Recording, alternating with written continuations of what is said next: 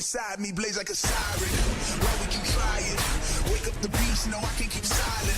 I put my time in, now it's my time, your time is expiring. Blood, sweat, and tears, I conquer my fears, I'm ready to fly now. We know they scared of us, no, they don't care for us. They wasn't there for us. Up in them trenches, hopping them fences, making the plays while they riding the benches. Yeah, cool intentions, yeah. I see my goal and get colder than sand, but when counting our sins, I don't have no friends. I came here to win. My start is your end. Now let it begin now.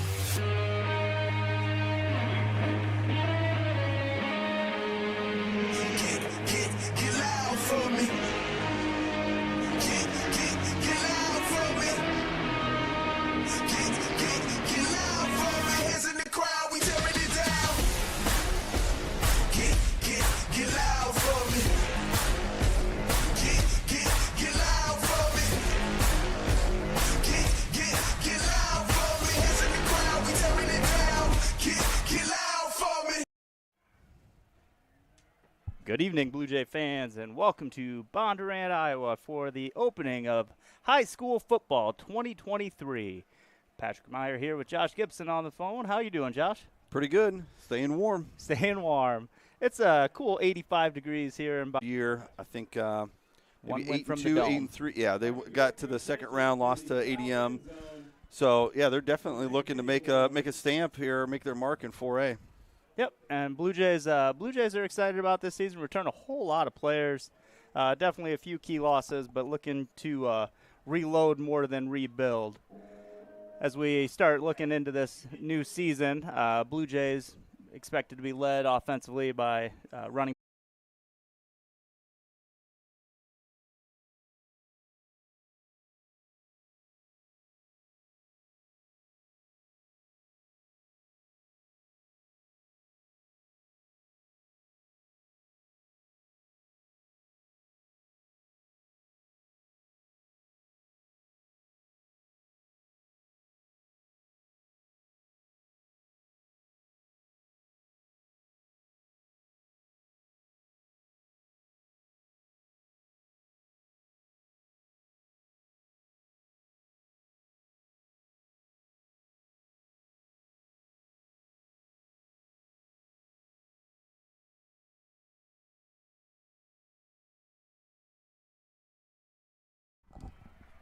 All right, welcome back. A few technical difficulties there, but ready to go again as the Blue Jays take the field.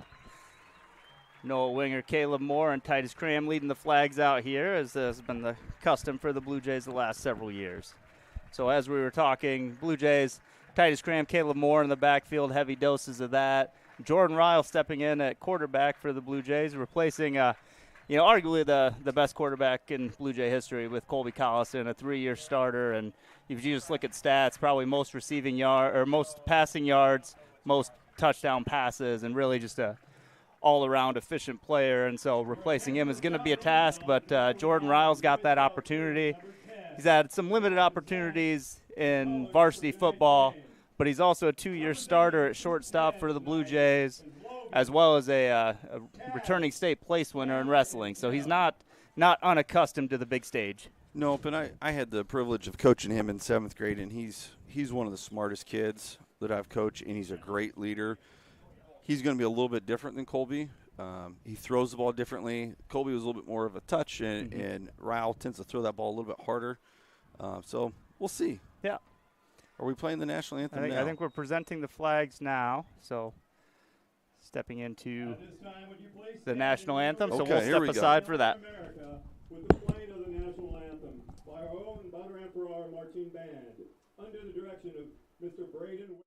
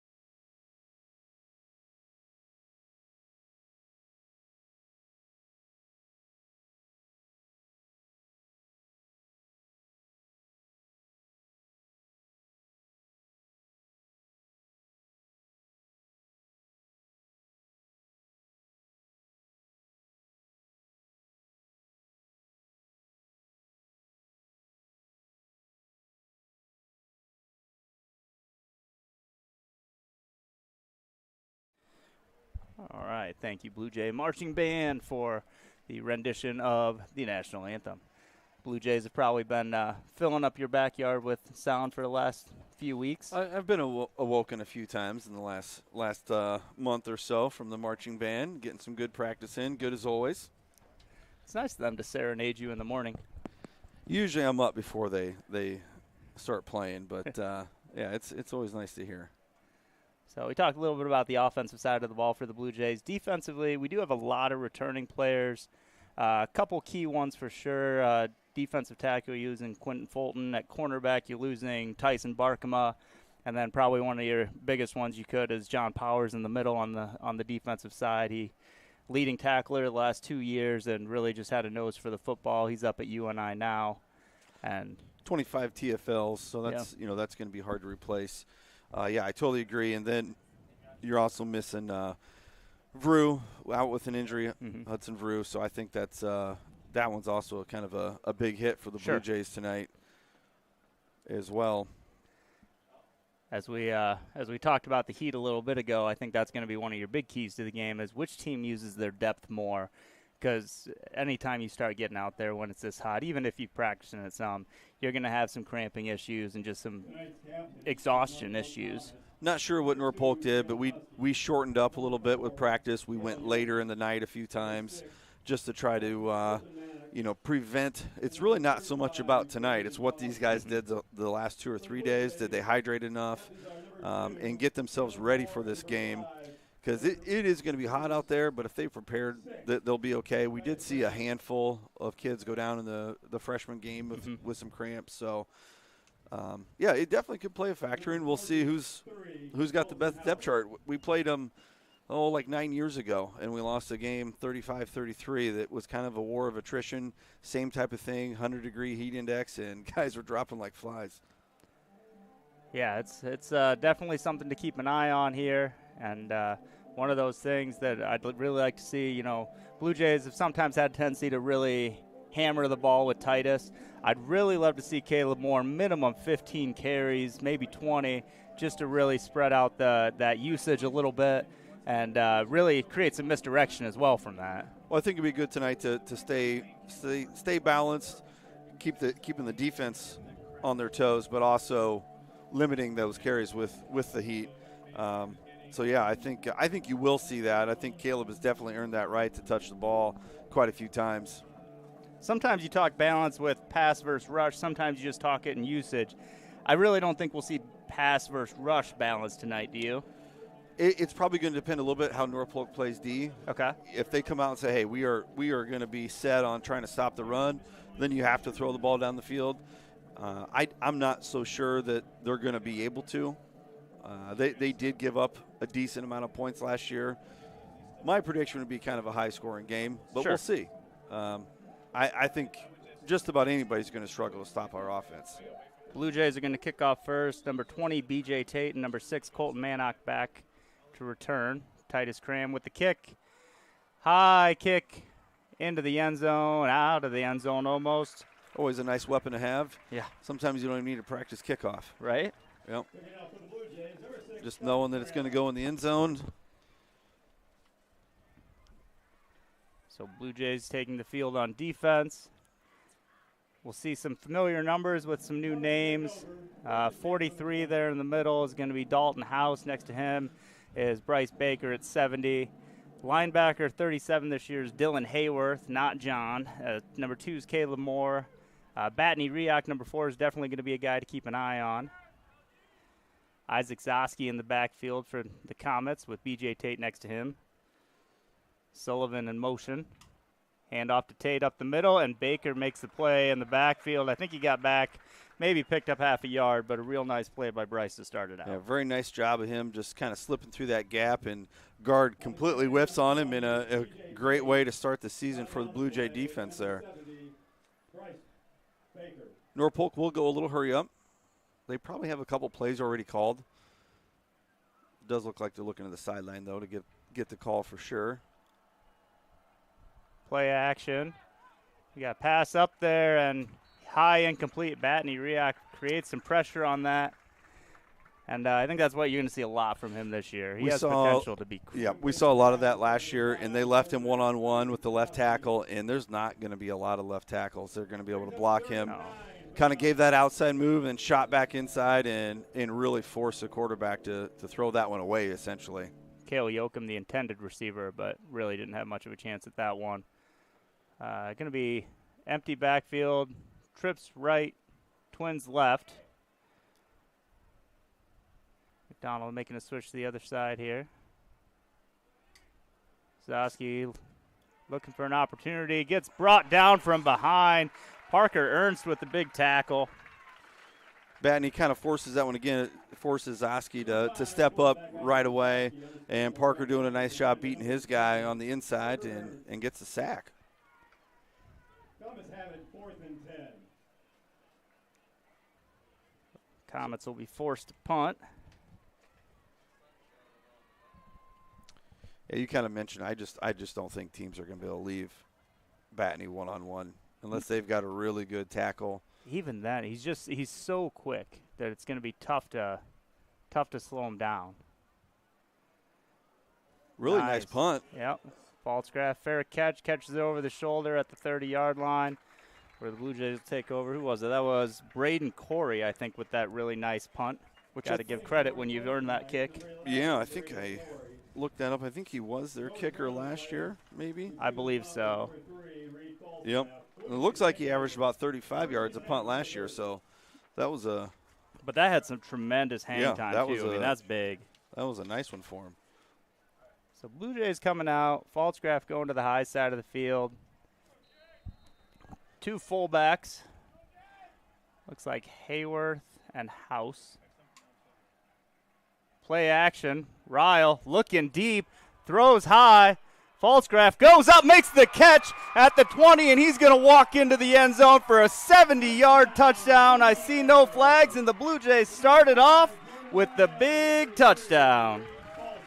Well, Blue Jays got one-on-one coverage there, and we didn't really get to see Ryle's talent last week. I thought he was a little off in some of his throws, but right there, I think that's what you're going to get most of the season. That was a perfect throw, and Reed just went up and got it. He just mossed the kid. Yeah. Pretty good coverage. He was right there. It took a perfect throw, took a great catch, and one play, touchdown. And that's one of the, we talked about not being too concerned about Ryle and big plays, situations, about the situation being too big for him.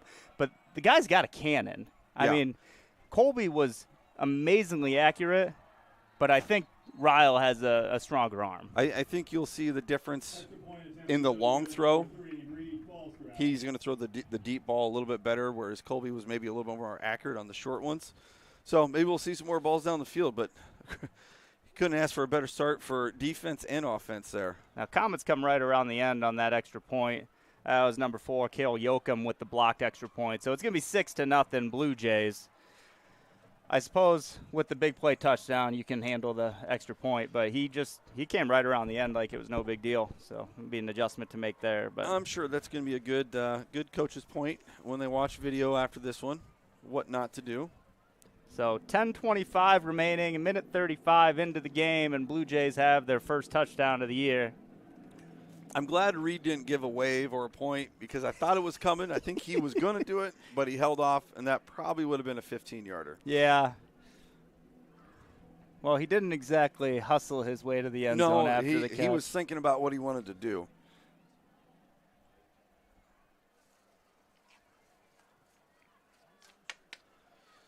Cram I thought he was holding the kick for somebody else for a second. Just trying to get it set right. We've got a little bit of a breeze tonight, but I don't think enough to knock the football off. And Titus goes big leg again and going to be into the end zone for the second touchback. Amazingly efficient by the Blue Jays on kick coverage so far. Yeah, making things pretty easy there.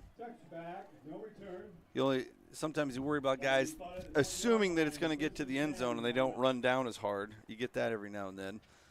But just put it in the end zone every time and it won't matter. So second drive starting here for the Comets. 2 receivers left, 2 receivers right. Tate in the back with Zosky again.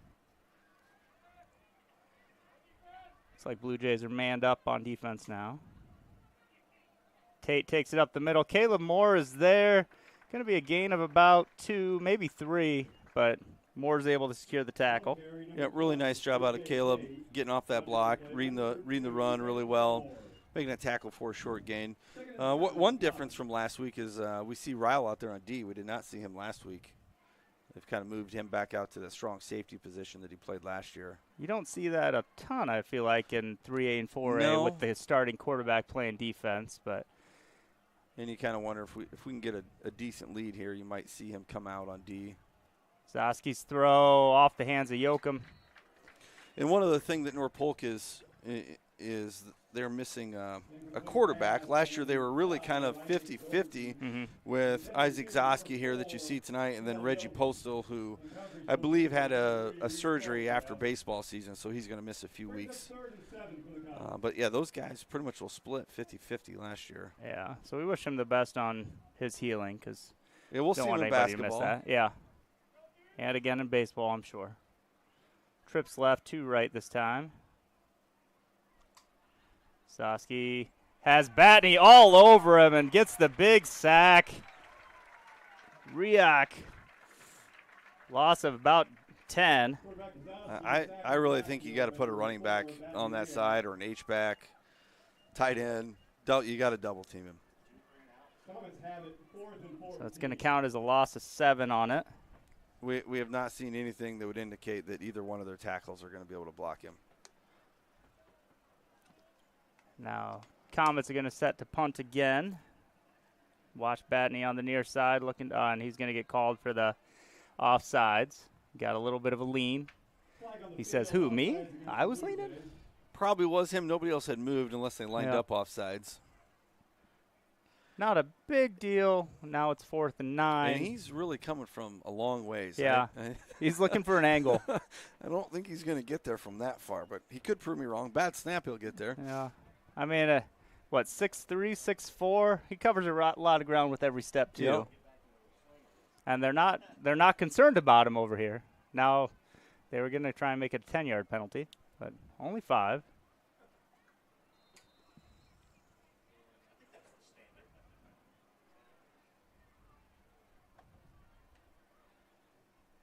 Corey back for the kick and high kick, and there he's going to get that bad snap. I don't know who. It doesn't matter. Looks like it's ours either way. Yeah, we're going to give that recovered fumble to Landon Corey sneaking in there.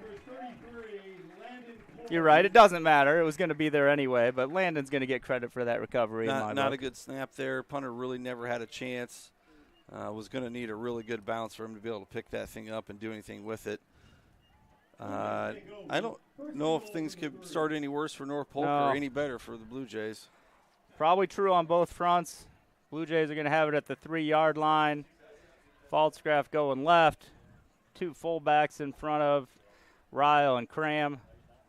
I'd be shocked if we don't just try to punch this in here. Handoff, Cram. Cram going to try to bounce outside. Stiff arm patented in there and to the end zone for a touchdown. Blue Jay touchdown. Actually pretty well defended by North Polk. Had guys there to make plays, but Titus is just a better athlete and kind of gives that patent stiff arm and is able to get to the edge. Blue Jays are going to go for the 1-pointer again. Now, how close is that to a celebration penalty? I didn't feel like he was – yeah, the official might have told him you don't need to do that, but I didn't feel like he was doing it to another person. I think that matters a little bit. I felt like in high school it really didn't matter much. Yeah, they were much more – like in college, you're right. They don't do it at all. But he blocked got it again. Wow. All right, we might not want to put a little bit somebody out there on Cale Yoakum. That's 2 block kicks. Yeah, I got to rewatch that. We do have a wing back over there. He's blocking down. He might have to just go out and block that guy because. Either way, 8:45 remaining now in the first, so not exactly time-consuming drives. No, and I think if you're North Polk, you're doing everything you can just to get a first down right now. Right. Trying to possess the football a little bit. Well, and the dilemma is your big play right now is a 3-yard run by B.J. Tate. And You're not really able to. Well, and you got a quarterback that I think can throw it, but I also think he's got pretty decent legs. well, he had about 0 yards rushing he? last year. Okay. 22 carries, 18 yards. Okay. It was the other one, Reggie. Okay. Had a little bit. He's a little bit of a trackster. You got a quarterback that's a little nervous too right now because he's not getting a lot of protection. Right. Under a lot of duress. So it's going to have to be quick. Maybe like a tunnel screen. Yeah. Oh my goodness, we got lucky there. That was offsides on. We make Who was the that? Cole Miller. catch at the 6, but we get a tackle at the 18-yard line. I believe that's Nolan Fellers. It is. Nolan Fellers with a good field coverage there. I don't even think it was close, but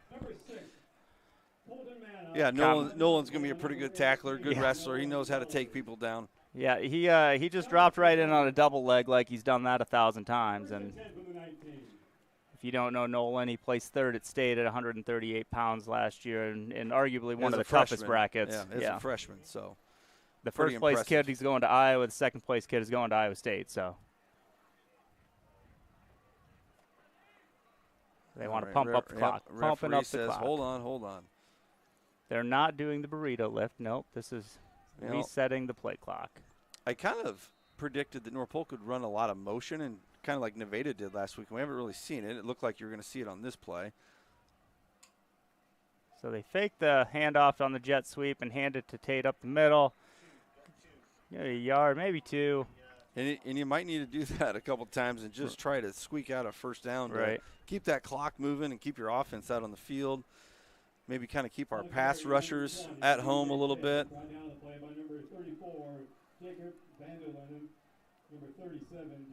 Comets going trips high. Sullivan, the big tight end out there in the middle. He's the man in motion this time. He's a big kitty. He looks bigger on the football field even than the basketball court. And I would agree. Pretty big on the basketball court.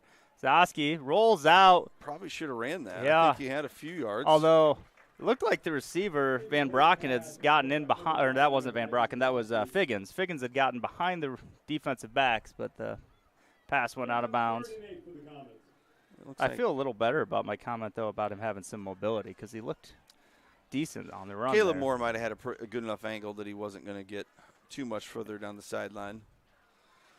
Big play here for the Comets. 3rd and 8. Tate in motion. There's that little brings it slip back screen. near side, and that's going to be a tackle by Batney. I think you got to run that a little bit sooner, but yeah, that could be a good play to Batney. It's going to be a gain of 6. Knowing that he's going to rush the passer. Completion was to Yoakum. Punt team coming out now. Might try to draw us off sides. Oh, they actually spot him a little further back, but gain of just 4 on the play then. Which, I mean, as much as you'd like to say, well, we should go for it, you can't go for it. You're not, like, that's a big risk. Although, obviously, the punt last time didn't get you anywhere. Things have gone really poorly. They've got to turn around. You got to think if you're North Polk. So, yeah, I agree. You got to punt it. What's that, delay game? Flag on the field. Thought about it a little too long what to do. Delay game. He's going to move it back 5 yards. Penalty is delay a game against the Comets. So, 4th and 8 now. Comets have it 4th and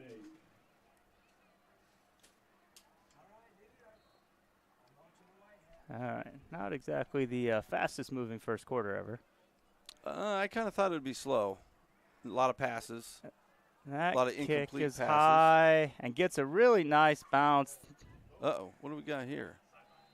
Yeah, that's Playing for the Comets, number 11, Braden Cole. probably going to be the case. Sideline warning, perhaps. Bluejays take over. 1st and 10 from the 35. There was nobody blocking or anything, so I can't No, imagine. but the official ran into the coach. Yep, that's going to be a little sideline warning. I think it might have been the head coach he ran right into, but 2 of the coaches on the screen look about the same, so harder to tell. But either way, Blue Jays are going to take over. First down at the 35-yard line. Well, wait, longer discussion? I can't imagine it's any more than a warning unless he said something. Then you could get an unsportsmanlike. But that would be very surprising. All right.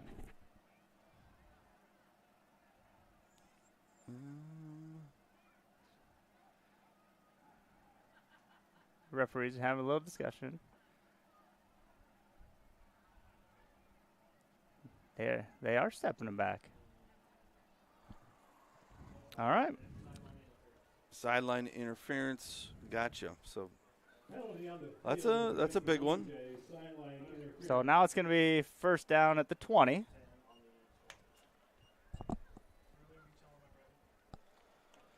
Falsgraf coming near side. We'll see what you have drawn up here. So far we're balanced. One run, one pass. 1 and 1, yeah. Yeah. Yards are really heavily slayed to the passing side, but play action. Cram hits Falsgraf on the outside from Ryle. He's going to pick up a first down at the 36-yard line. That's the effect of that first play. Corner bails immediately once Reed starts heading down the field, and that's a pretty easy pitch and catch right there. Yeah. And that's kind of been a bread and butter for the Blue Jays the last several years. First it was Nolan Meyer getting those passes. Yep. Barkma and Falsgraf both kind of had some success with that. Now you're seeing Ryle put that play into action. Handoff Cram up the middle. Bounced a little bit. Breaks a tackle. Now looking to bounce to the outside. A little drop of the shoulder. And he's going to get about 5 yards on the play for one that looked like it was going nowhere. Again, really good defense initially here by North Polk. They really plugged the middle. They just don't wrap up, and Titus does not go down easy. So, we talked about early in the game, are they going to throw that much? Well, the way North Polk's playing, they're really pressing that box a little bit. You might see some more throws, especially in this formation one-on-one. If you're just going to play one-on-one with Reed, I think you'll take your chance there throwing the football to him. Well, I mean, they essentially have 9 guys in the box. Bloomquist, the defensive back, tasked with guarding. That's Falsgraf. another issue. And that's, I don't know where we're coming out with this. I think we got it back. And now you're going to get a flag because I think Hayworth gave a shove. Yep, that looks like Hayworth getting a personal foul. Their ball. Probably going to be at the 12-ish yard line. Let's see here. I got the replay going. Boy, that's kind of a weak personal foul, but yeah, definitely on Hayworth.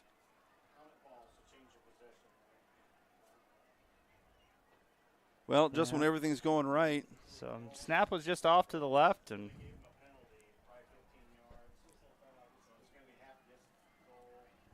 it's going to be a real nice starting position for this fourth drive for the Comets. We'll see where they settle up on this penalty, but I got to think you're around the 12.5 yard line because it looked like it was at the 25. Looks like they're going right about the 13-yard line, we'll say. You can just agree with me and say they put it on the 12.5. I agree, put it on the 12.5, yeah. That involves me listening to you more. Trips left. Yoakum to the right side on his own. I think if you're North Polk, you got to run one of those quick screens. I just don't know how much success you're going to have running the football. Oh, there it is. To the left. That's a hold. Yep. And there you're going to get the hold. Ryle does a good job. If you're on your own sideline, you might be able to get away with that. But on the opponent's sideline, everybody's screaming. You're going to get that call. Jordan does a good job selling it. And that's a pretty good matchup for North Polk. You got Sullivan, but he grabs him right away. Yeah. Yeah, just a clothesline attempt. He's just got to get in front of him. Yeah. He's not getting around him. Yeah. Brock Miller was the receiver on that play. Running back in the backfield right now is Braden Foster, one of the starters for their baseball team this year. Zoski drops back. Screen pass. Good read out of Caleb. And Moore's going to bring him down in the backfield for a loss of 2 or 3. And that's really exciting, honestly, because the screen pass has been something that's bitten us a lot, and Caleb did a great job of reading that. That's a play you probably would have seen out of Powers, and he does a great job of reading that because everything else is set up. Yeah. I don't know if he scores, but I think he's got a chance. So, really big tackle there out of Caleb.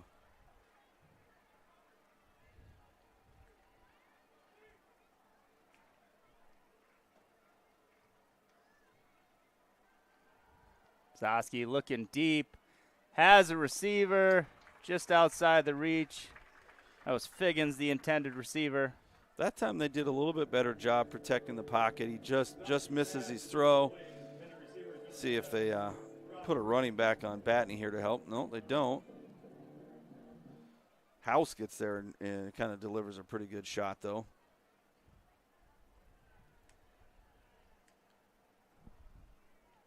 Third down. Third and long here. 22. Third and 22. House just kind of shed his defender on that, and Yep. or the offensive lineman. Trips right, Twins left. Zosky all by himself in the backfield. Batney spins back. Zosky, good job moving in the pocket. Ball probably should have been caught there. Incomplete. Intended for a little bit high, but at this situation, you need your guys to make a play and hit him in the hands. He really got to come up with that. Good feel in the pocket, I thought, that time by Zosky. Stepped up when he needed to, slid to the left, and just kind of felt it there. But going to be 4th and 22 there. Looks like they're setting up for the field goal to get something on the board. 41, 42-yarder. 33, Noah Blumquist, the kicker here. Snap back and down. Kick is up, has the distance, and it's good. I think the ref was signaling that thing before it went right. through. That hadn't even hit the end zone yet when he was signaling that. So 41-yarder for Noah Blumquist. Puts the Comets on the board. Yeah, it kind of stops the bleeding there a little bit. Well, and you think about it, it's 12-3, right? Those extra points really do change the game here a little bit. It's still 2 scores, but looks like Noah was 2 of 3 last year, had a 28-yard as a long one, and made 41 PATs. So he's kicked a few. Yeah, he had a lot of PAT attempts last year. I think he was darn near perfect at them too. 41 of 46. 41 of 40. So that's a pretty good percentage. Yeah, considering we're 0 for 2 right now. 5:19 remaining in the first quarter. Blue Jays will be receiving their first kickoff of the game. Good job out of the defense, though, to really not give up anything and force a field goal when they had a really short field at the 12, 13-yard line and went backwards. Yep. Some penalties obviously helped with that, but good job by the defense, standing tall, and essentially, I mean, at that point, you're saying pitched a shutout because you were already in field goal range, apparently. For sure. We didn't know that when it started necessarily. We knew it was close, but that 41 looked pretty easy. Are we doing extra timeouts tonight with the Heat? I don't know. I didn't hear that we were. I feel like this one. I don't this think would have been the time. We're not in a TV timeout here, are we? Yeah. Because this feels but only one long. team seems to have delayed coming out. So we need the officials to have the over-air microphone so we can really know what they're doing. Well, it would make sense if they're taking a few extra breaks tonight. Absolutely. It's hot. There's no way around that. Bloomquist going to be the kicker this time for the kickoff attempts. Looks like gosh, I kind of wonder low if bouncer. They might Somebody try grab something like that. Blue Jays, I'm not sure. Oh, Cole Miller, I think, was the one that picked up the bouncing kick. It's probably worth it there if you try for the onside, don't get it, but still they get the ball in the 33. Yeah. That's a pretty good try there out of the comments. Well, and the onsides always make me nervous here because I just don't always have confidence that the front lines know.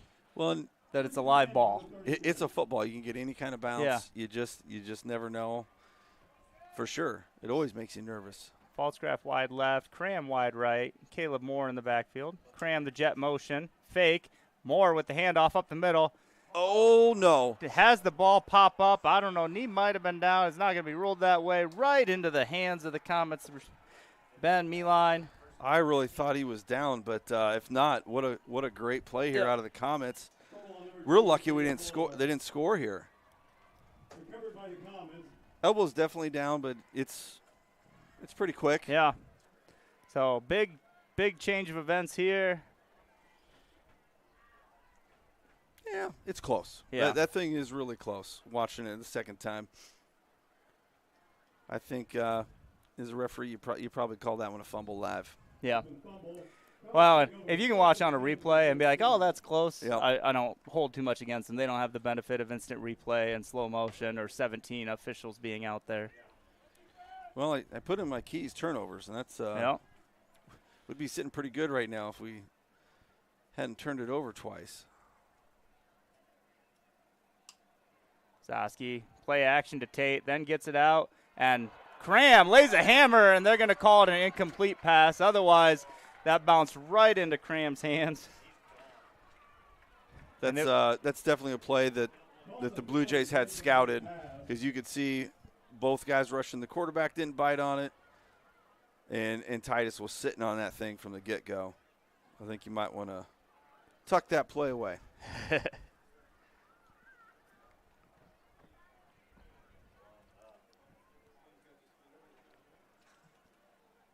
A 2nd and 10. Tate back there with Zosky again. Hands off Tate up the middle. Gets a few yards, driving forward. Going to be close to 5. That's a good push there out of the Comets. Just a little inside blast. Kind of looked like wedge blocking out of everybody, just block inside gap. And push forward.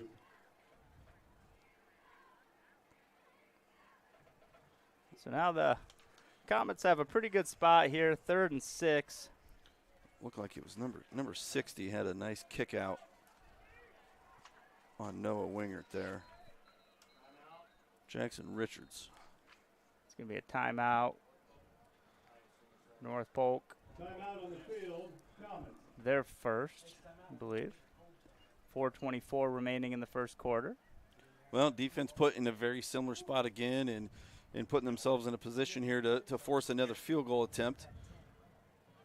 I kind of wonder with it kind of 3rd and medium here. Go for it. Does Norfolk just, hey, we're going to run the football here, try to get 3 or 4 yards.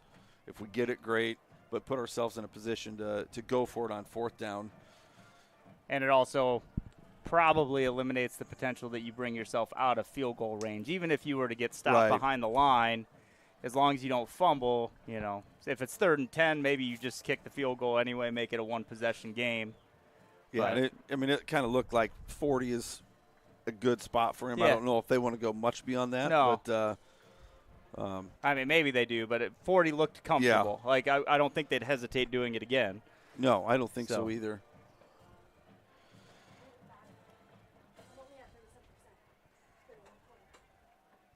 Comets going to go twins right.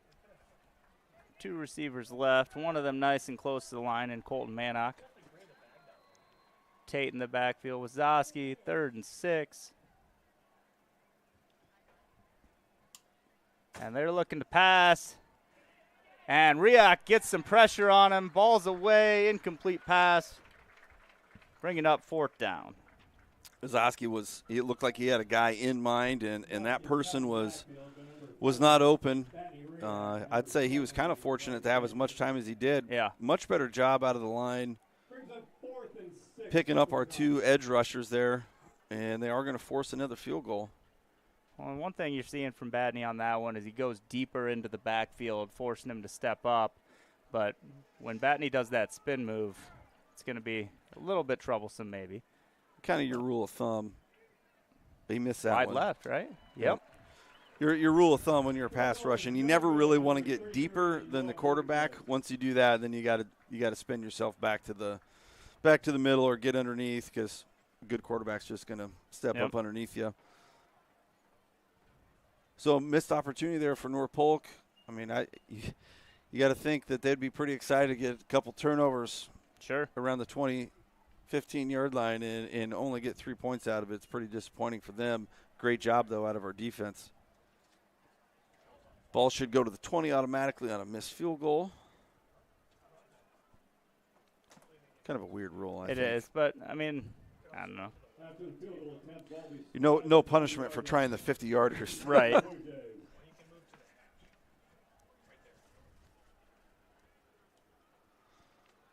So Blue Jays fumbled on back-to-back possessions to end 2 drives, so we'll look to change that up a little bit. Cram split wide right. Now coming in motion back to the middle. Feel like you put that ball right back in Caleb Moore's hands to give him some confidence, but we're going to play action. A lot of space. Ryle up the middle, and he's going to get brought down hard. Big 77, that's Chance Crippen on the tackle. And that's probably the other big difference that we'll see. Colby probably stays in the pocket and throws something there, whereas Jordan's a little bit more of a runner, a little bit more athletic. Keeper is number 5, quarterback Jordan Was Ryle. out for track, so he can definitely run. 77, Chance Crippen. Not a lot of four-sport athletes when you get into high 3A, 4A. No. He's one of them, so. Nope, him and Reed both. Yep. Sykes near side, Cram high side. Cram in motion again. Takes the jet sweep this time. Has House out in front of him. Great open field tackle. That's number 9, Nathan Feldman. Well, what do we got Penalty here? in the middle. Yeah, a lot of times you see people go low on Cram like that, and they are not successful. But he was able to kind of avoid the stiff arm is the big thing, Yeah. and just hold on to a leg. I don't see either team moving, so nobody knows who it's on here. No, and I think it rolled off screen, so I'm not sure what they're seeing. Not a lot of indication, and Dead ball. personal foul. Offense. Oh, we're going to get a offsetting. double. Yep, we're going to get a Okay. double here. Like, if you watch the replay, it looked like maybe there was some late blocking going off the screen. Setting penalties against the Blue Jays. Which you should expect a little extracurricular in a rivalry game. Sure. These kids know each other pretty well. So that's a dead ball penalty. So the 6-yard carry by Cram will stick along with the tackle by Feldman.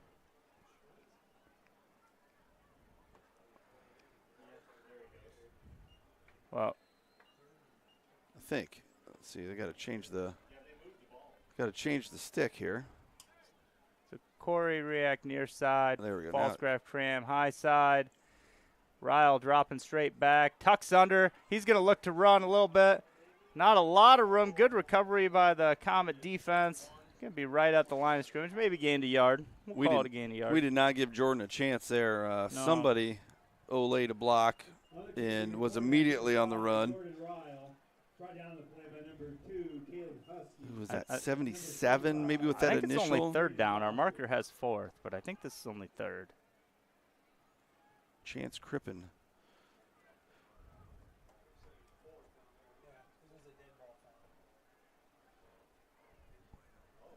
If it happened after the play, that play should have counted, so it should be fourth. Nobody seems to know what's going on. Quick dump off to Cram. Cram going to plow ahead, picks up the first down. Nobody started on the snap. I don't think that was designed. I think we snapped it and Jordan just threw it out to He saw Titus open. Titus. I think he thought they jumped off sides. From Ryle to number 6, Titus Graham. For whatever reason, they didn't really cover Titus. No. I mean, I think that might be where we start. I've never seen him on film before. You think you Yeah. know he's going to get the ball? Probably should cover up number 6. Maybe with 2 guys. Yeah, because our line didn't even move. Yeah. I think we got a little fortunate there. We'll take it. Cram back in the backfield now. False graph high. 2 fullbacks. Play action.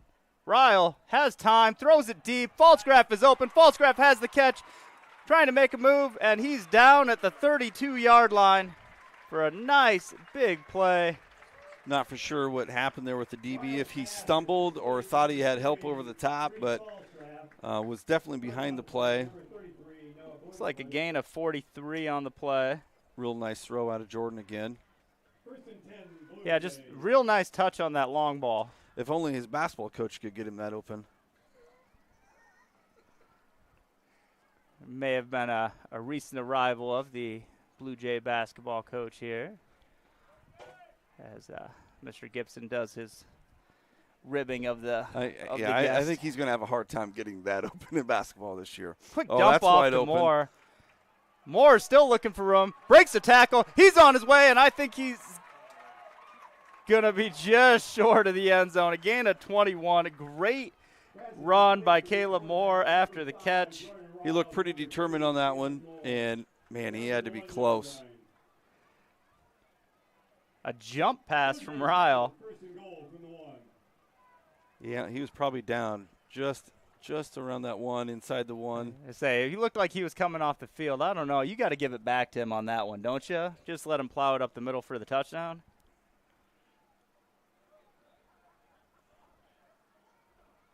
First and 1. First and goal at the 1. Moore in the backfield behind Ryle. False graph on the low side here. Handoff Moore. Moore up the middle, looking for a path. And I think he's short again. Yeah, I was going to say, I don't think he got it. I think he was closer on the other one than that one. That was a great stand there.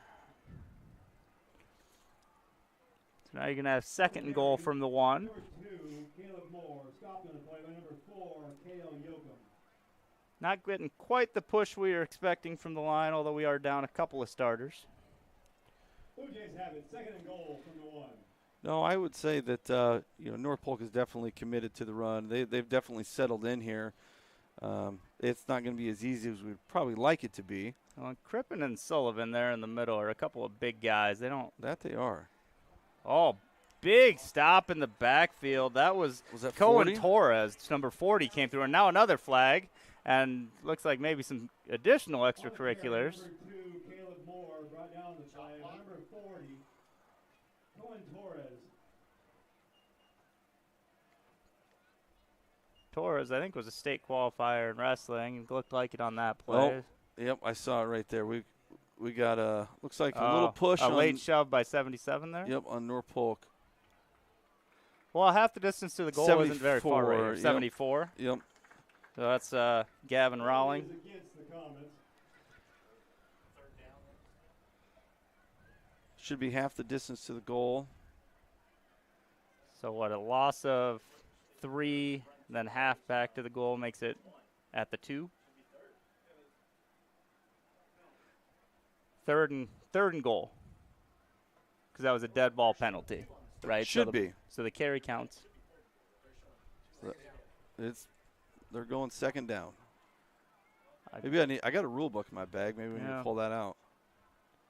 All right. Well, Third time's a charm. Moore just punches it in for a Blue Jay touchdown, and the downs don't matter. Caleb Moore, 2-yard touchdown.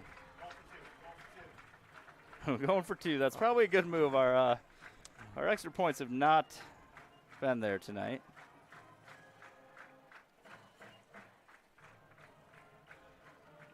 Yeah, definitely going to have some work to do on the extra point blocking next week. So 12 seconds left in the first quarter.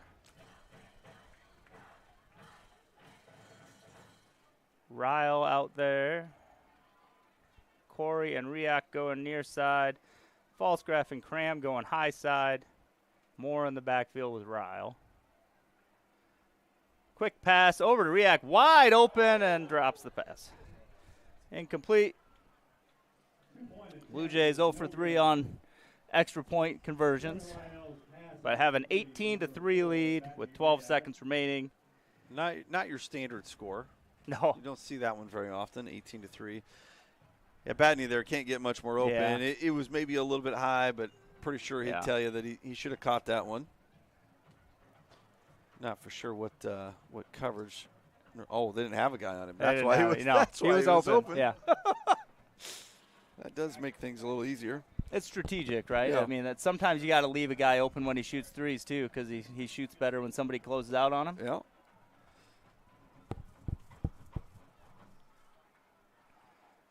So 12 seconds remaining. The Blue Jays will kick off again. And an unconventional night. If you were guessing scores, you definitely don't have this one. And nobody was getting this square. Graham's got his helmet off to try and set the ball. He's going to wear the helmet or kick the helmet, wear the football. Is that legal? No. All right. Probably wouldn't field it either. Well, we talked about depth, and one thing this does allow is Bondurant to maybe play some more guys Sure. early on, earlier than what you expect. Low line drive into the end zone for another touchback. You know, you feel a little more comfortable pulling a guy out for Yeah. a play or two and getting somebody else in there to steal a couple reps.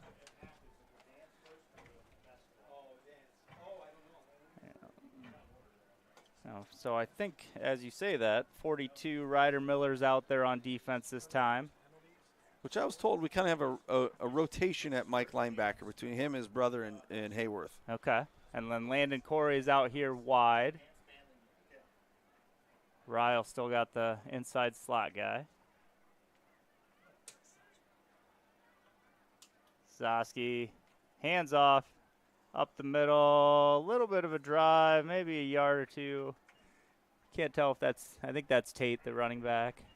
That'll get us to the quarter. Yep. So gain of 2 by Tate gets us to the end of the first quarter. Blue Jays leading 18-3. Right down by number 70, Grimes.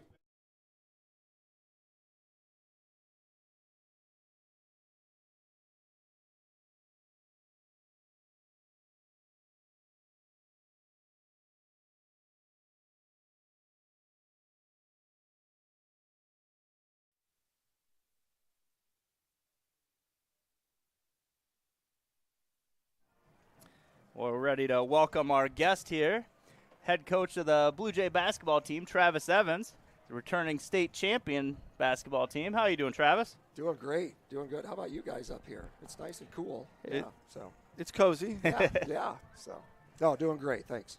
Exciting night for you guys tonight. Is we're going to do a ring celebration at halftime for your championship team. Yeah, we're kind of excited. You look down there, you know, in the end zone, all 8 of the graduating seniors are back. We're rehashing a lot of memories from last year already down there, and everything. So it's going to be a good night. Plus, Coach Fonts is letting the guys that are playing tonight in the ceremony as well. So we'll have 14 of the 15 here tonight, which is pretty special. That's tough to do when 8 of them are away at college. Yeah. So I think we've got the ring up here. So just kind of explain what we did with it this year for everybody at home is if you notice there, we put the Blue Jay logo head there on the front, and then in the background is the candy stripes, which was kind of our new thing this year with the our warm-up pants and so forth. So I'll let you call that, I guess, here. Oh, it's good. Looked like Riak got a tip on that pass. And we saw that play last week that ended in an interception. And then if you look on the outside, we've got the 16 diamonds, 8 on each side. That's for going 16-0 in the conference. And then on the left and right-hand side, you see the blue diamonds there. Those are 5 on each side, so that gives us our 26 pendants, or whatever you want to call them, on the ring itself. An exciting 26-0 season for the Blue Jays as Zosky drops back. Gets hit hard, and I think that ball is intercepted by Jordan Ryle. Oh, they're going to say it hit the ground. Riak with another big pressure on the quarterback. Boy, that's a tough one, but brings up 4th and. And then on the other side, on the one side, we've got the player's name with their number on it, and then obviously the state championship trophy on the other side, and then the Play Tough. That is on the top, and there is kind of what we always said before we hit the floor before each game. Play tough, and I think we did that this past year. So that's what they're getting tonight. They're excited to see them. That's their anticipation is at an all-time level high right now. As one of your basketball players, Falsgraf, recovers that fair catch at the 40. Yeah, and then the last thing inside it, we put undefeated in there. So. Not that they didn't know that already, but it's kind of a nice little thing that we did inside that. So it's fun. It's great. I'm glad we get to do this tonight and kind of wrap up this the celebration and start looking forward to next year. So That's pretty rare for a class this size to go undefeated, right? I mean, the upper classes, there's a lot of tough teams. yeah, we're the 8th team in the history of 3A to do it last year. So that's another thing that kind of puts a good mark on us and so forth. So didn't know that until after we beat Xavier that night, but pretty good accomplishment. Well, you don't want to count the chickens before they hatch, right? Right, exactly. Pitch to Cram. Cram looking for some room up the middle. Going to gain about 5 yards on the play. So as you're looking at maybe some of this season, what's the biggest highlight? I mean, obviously being at the Dome or being at Wells Fargo, but you got big highlight that you go back to and relive all the time? Man, there's just so many to go back and look, but I really think what turned our season around is when we beat Marion down at Wells Fargo early in December. That was a big win, especially on that floor. But then just to go through the conference undefeated and then just get into the postseason, we just really started to play well. Excellent. Yeah, a great season. One people will remember for a long time as Cram bounced this out and cuts back up. Big tackle there, number 9 again. But you got to go back down and get back with your team, and we'll be celebrating a halftime with you. So congrats on a great season, and thanks for stopping up. Yeah, thanks for having me, guys. Congrats, Coach. Thank you. Number 6, Titus Cram. Right down the play by number 35, Brandon Foster, and number 9, Nathan Feldman. Yeah, real nice stop there out of North Polk. Another big play for them if they want any chance of kind of getting back in this third and short. Last year we saw Colby really draw a lot of teams off sides. I wonder if Jordan's kind of got that same type of cadence ability. Didn't need it this time. Cram right up the middle. Makes a man miss. Tries to bounce outside. Dragging a runner along. And please just go down before something bad happens. Yep, we don't need any weird injuries. Gain of 12 on the play. I'm okay trying to break some tackles, but when Manock's hanging on your leg, I don't want somebody else coming to clean up. Yeah, he did kind of have him in an awkward position there where something bad could happen. But gets the first down. Nice run there by Titus. Brings it down to the 39-yard line for the Blue Jays.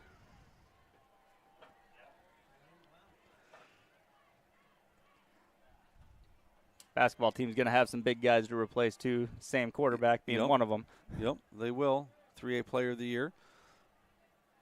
Just amazingly efficient, not just at quarterback, but also all around the basketball court. Ryle looks deep, has Falsgraf, and going to be that one was incomplete. a little overthrown. Another flag in the backfield. We are definitely full of extracurriculars tonight.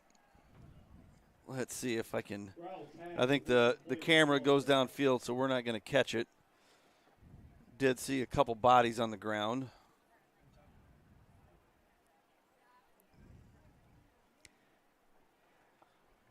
So ball might have been a little high. I also wonder if Falsgraf keeps running, if maybe he gets a pass interference, or is he kind of slowed up to try to jump for it? Yeah, it's looks like they're going to get the on 15 defense. I'll wait to see if there's a second. Okay. Yeah, they're already marching, so this thing's. I wasn't counting penalties, but there's a lot of them. Yeah, I think each team's got 2 personal fouls or unsportsmanlike conducts. Now, is there an effect on that as an individual if you get multiple personal fouls? I think if you get 2 unsportsmanlike conducts, you are ejected. Okay. Like a late hit on a quarterback isn't going to get you ejected, but sure. But the dead ball fouls are typically after the something. play, right? 2 of those will. Moore up the middle, gains 7 on the play. This is kind of a little bit of what we expected, maybe just methodical, run it right at them. I think North Polk has kind of adjusted a little bit after giving up a couple big ones. It pulled a guy out of the box, so it's made it a little bit easier to get downhill some. It is amazing how much of a difference that 9th guy in the box makes for the defense. You run out of blockers, and so you got some unblocked players making plays. Ryle going to roll out. Has Cram. Didn't see the under guy and tipped away there. He tried to force that one in there, and it probably just needed to throw that one out of bounds. North Polk does a nice job of getting somebody underneath Falsgraf that time. Actually had 2 guys underneath him. 3rd and 4 Another similar position here, 3rd and 4. I could definitely see Blue Jays going for this if we don't get it. Now, what the other thing we don't know, I mean, our extra point protection hasn't been great. Do you try a field goal or do you scrap the whole thing? I think the field goal kicking is probably Scrapped by for the the night. wayside. Because we know coaches we have a little bit of distance, but coaches get uncomfortable and things Sure. go wrong a couple times, and so they're probably not going back. Maybe after halftime you can talk about it a little bit. well, and the other thing is a blocked field goal potential for a touchdown. Yeah, it's a live. blocked extra point Yeah, which we potential saw- for a 2-point conversion, right? Well, you can't even it's return a dead. kick, It's dead yeah. in high school, which is also another weird rule. Yeah. We did see the blocked field goal last year be very costly for us in the Yeah. playoffs. So yeah, I'm sure that they're thinking about that. That's in their mind. The Blue Jays are going to take the timeout. That's their first of the half. Probably trying to figure out which play they feel the best at. Getting a first down here.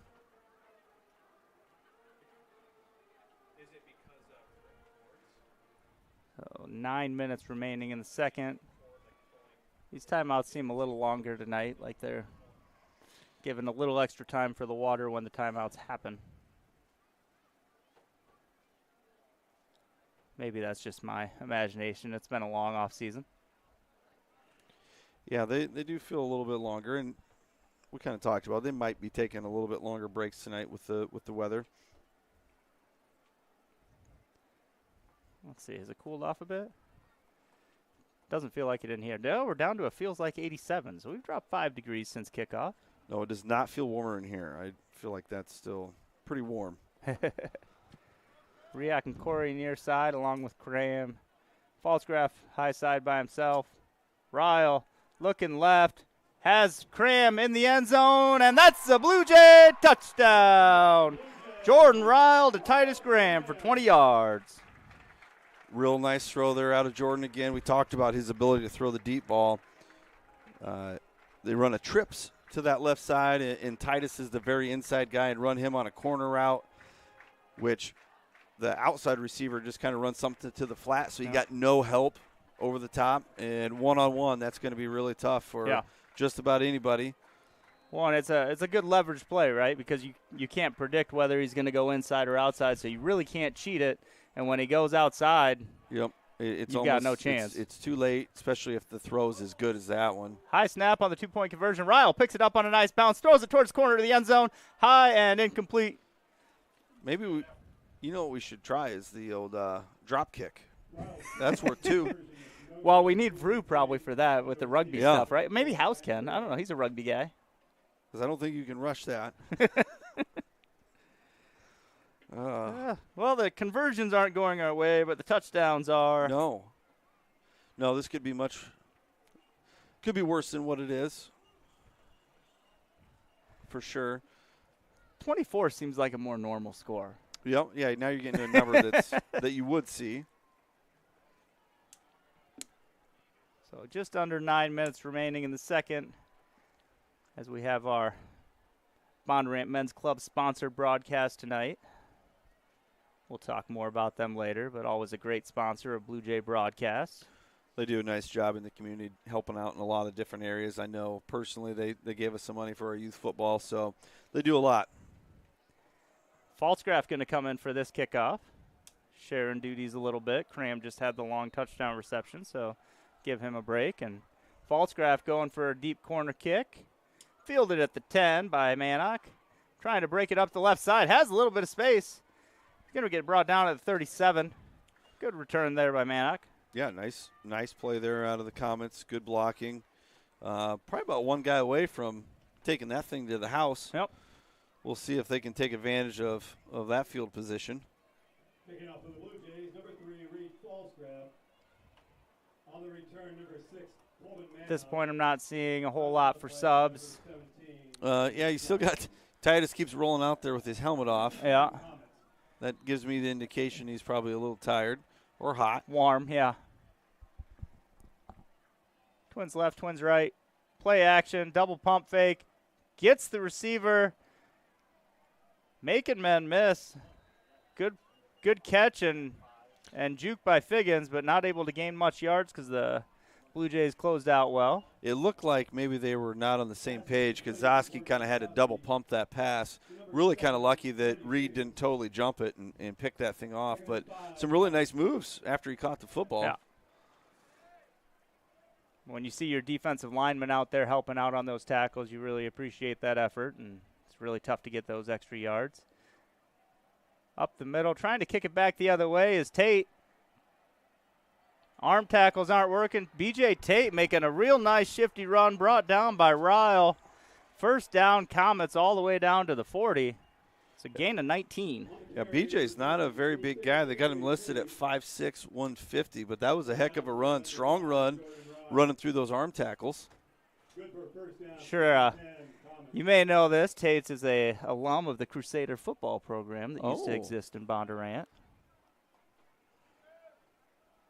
Did you coach him at some point? I did not. No, this is too young for me to coach. Zosky looking deep. Has wide Maddock open. with the step. Has the catch and touchdown, Comets. Looks like Reed gets a little taste of his own medicine there and probably, I'm guessing, maybe bit on a move. Nope, just ran right by him. And great throw out of Zosky. Gets them on the board with the first touchdown of the night, 24 to, I assume they're going to kick this, probably going to make it 24-10. You know, early on we saw our guys getting home. I will say that North Polk tackles have done a much better job of providing enough time for Zosky to deliver passes like that. That was a really nice throw.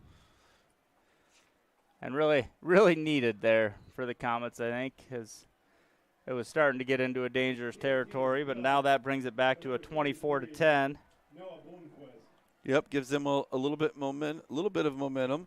Our guys need to strike back here. One of those methodical drives.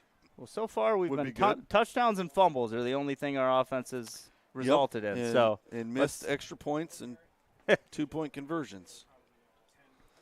Well, as long as you score enough more touchdowns than That's them, true. it doesn't matter. It won't matter. At this rate, we're up 14. I think we're good if we kept that rate going. Real nice response drive, though, by the Comets. Definitely needed, but set up definitely by a real strong run by B.J. Tate and then followed up with that nice pass from Zosky to Maddock. So 24-10, Blue Jays will look to take this second kickoff here. Talon Hayworth, the deep receiver. Looks like Cole Miller and Titus Cram are your upbacks. I was kind of curious if we could find that Lewis Central Harlan score. That a future opponent should be one of the better games tonight. I know last year it was, kind of came down to the last play of the game. And deep kickoff. Going to be over Hayworth's head into the end zone for a touchback. A couple good kickers here tonight. Yeah. Yeah, I was looking. I mean, there's a lot of websites out there, but one of them might have been Bound said they called that their 3A game of the day since Harlan's 3A and Lewis Central's 4A. Sure. You know, the preseason rankings mean about what you'd expect, but you know, Lewis Central is a top 5 team in pretty much every category there. Sometimes number 1. So we'll see them in the regular season. We also put Waverly Shell Rock on there. They're top 10 in pretty much every ranking you're going to see.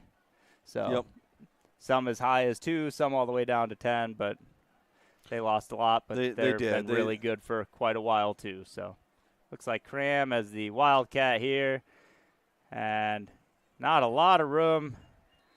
Comets knew what to do there. Gain of basically nothing.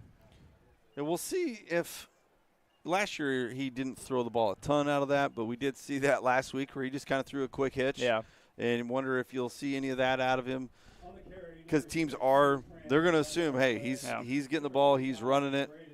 Might see some guys just left open or really soft coverage. One interesting dynamic you get from that, like last year when we put Collison out there, Collison wasn't really doing much other than lead blocking, whereas Jordan was your wide receiver last. He was wide receiver 3 last year. Yeah, he is a threat to catch the football or to run jet Corey, sweep with him. The jet sweep. Ryle looking deep to Same Cram, type of play. and I thought he was going to get it off the tip there. tipped away by Yoakum.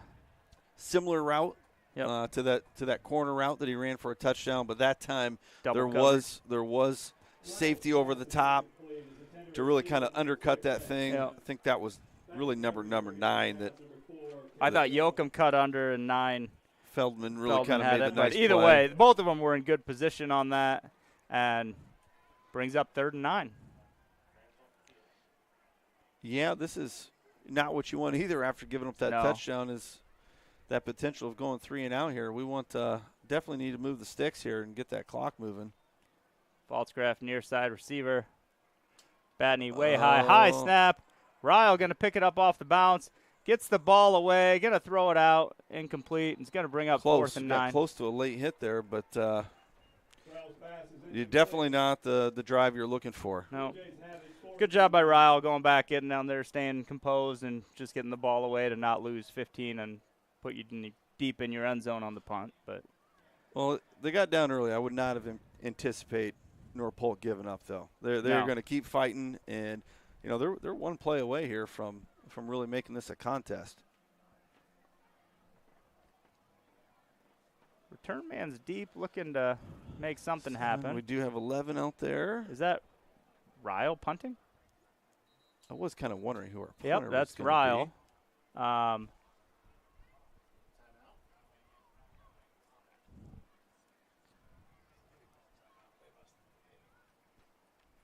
So we'll see what that is. I don't know what type of experience Ryle has on the punting side.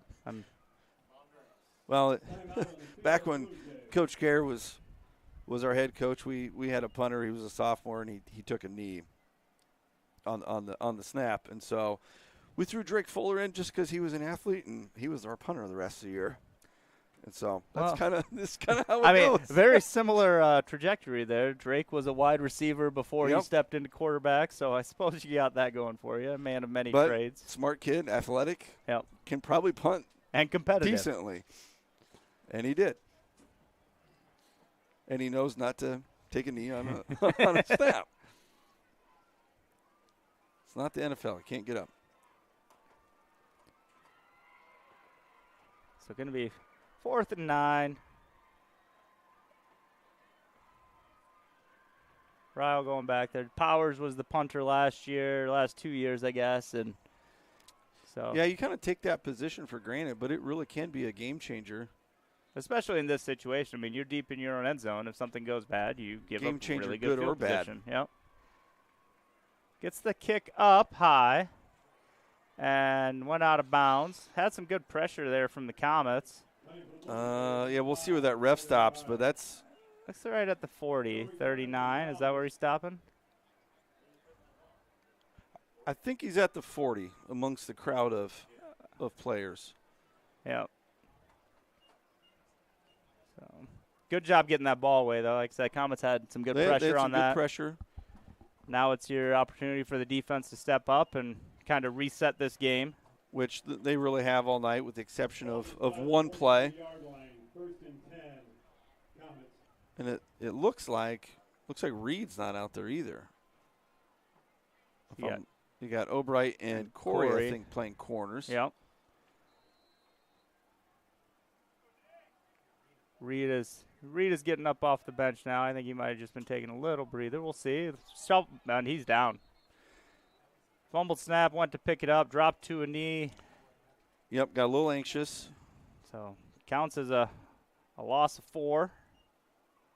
Oh, he was trying to signal his wide receiver to come in motion, and got I the wonder snap if instead. I wonder if he was talking and the snapper center thought he was going through the cadence. Not for sure, but definitely wasn't ready.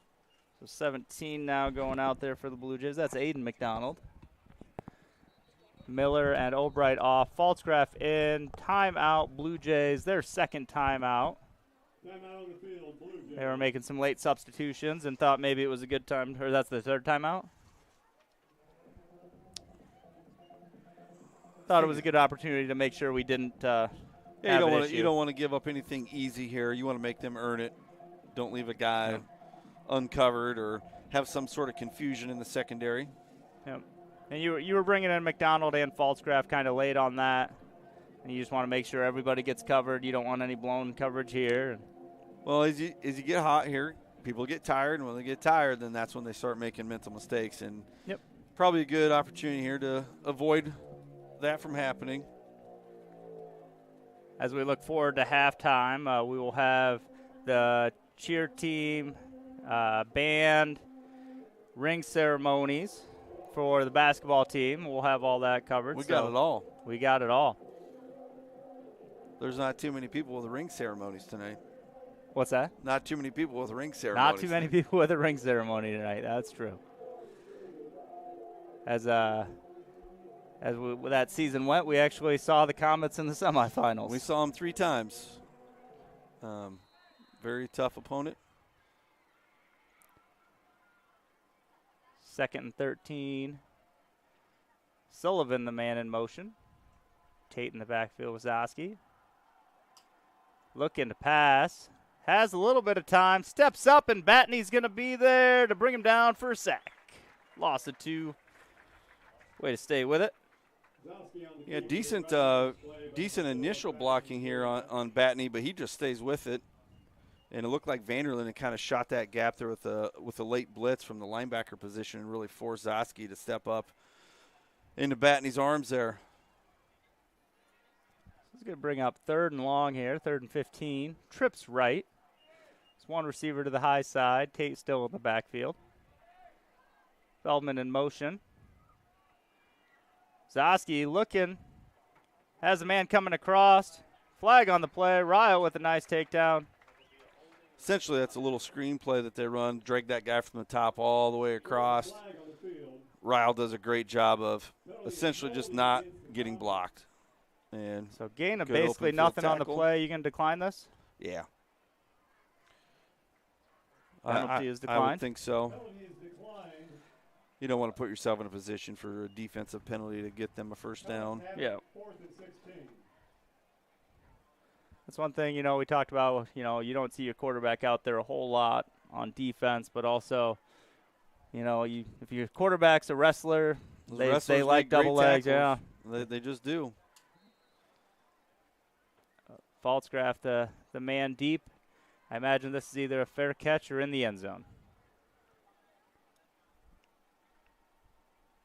Bounce snap, punts up. Not his best punt, but he's And, going to get a heck of a bounce. and going to get down at the 2. Good Heck of a coverage bounce and there. a great bounce. Yeah, it looked like it could have spun out of bounds at the 20, and instead it took the That's what we're talking about. end over end. You just never know how that football's going to Yep. react after it hits, especially the turf. Yeah. You really get some big, crazy bounces. So Jays do a good job of not really giving up anything there. Yeah. Maybe don't get the ball back in a good position, but they didn't give up any points. Yeah. Is what really matters. Well, and you got an opportunity to go back to kind of your thing, of, hey, let's ground and pound a little bit and see if we can get something to happen here. Break something. Faltzgraff coming near side. Going back to that 2 fullback set with Cram in the backfield behind Ryle. Cram looking to bounce and has a step. Back into the inside. Rips through a couple of tackles. Still on his feet at the 20. And now he's finally going to be brought down at the 23-yard line. Tough gain of about 19. Yeah, I couldn't see who. I thought it was 8. Had a pretty good initial I think shot. I think it might have been number 6, Mannock, but oh no, Mannock went low. It was. And I Yeah. know those guys are tempted. Titus tends to carry the football a little loose, so I'm sure that they're trying to rip the football from him. But even though he doesn't have it against his body, he's still strong enough to hold Yeah. on to the football, and that allows him to break a lot of those tackles. Great effort, though. It was 9. But pass up. Faltzgraff with the catch. Steps forward, gains another 3 or 4, and gets first down. Blue Jays on the gain of 17. Ryle to Faltzgraff. So I can see there one of the adjustments North Polk made. They widened out a guy to put underneath Reed on that throw, but he got too far up. He needed to get himself a little bit deep there to take away that pass. That's a great throw, though. Yeah, eyes in the Jordan. backfield. You didn't see Yep. him go deep, and so not much better field position now after a now couple you of feel plays. pretty good. Faltzgraff near side, twin fullback, handoff.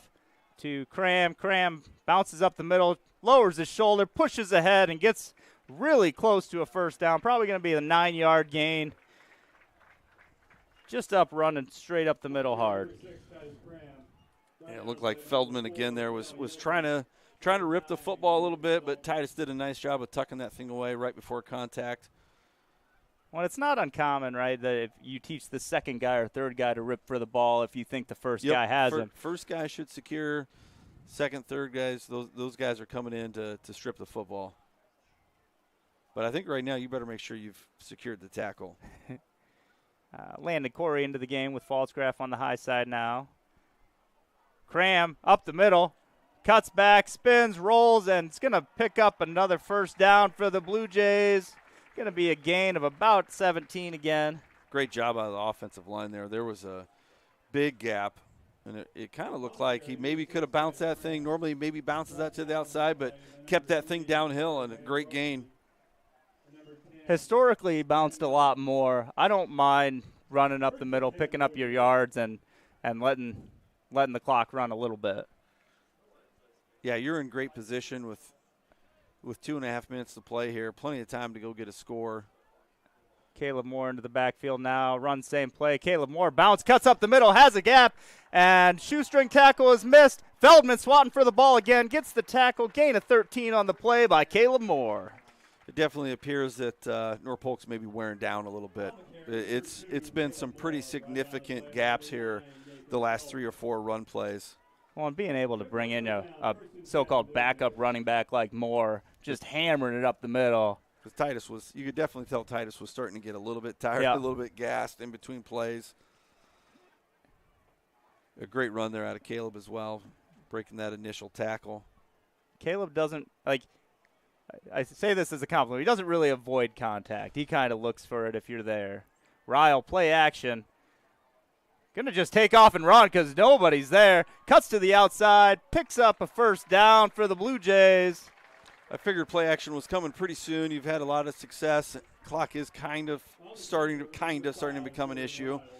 Good job out of the Comets covering that up, but left nobody on the backside there to account for the quarterback run. Just a great read as well. When you see nobody there, take your free yards. Falsgraf going high side. Landon Corey up there with him. Handoff Moore up the middle. Rolling ahead. Gets down to about the 2-yard line. Falls forward like he usually does.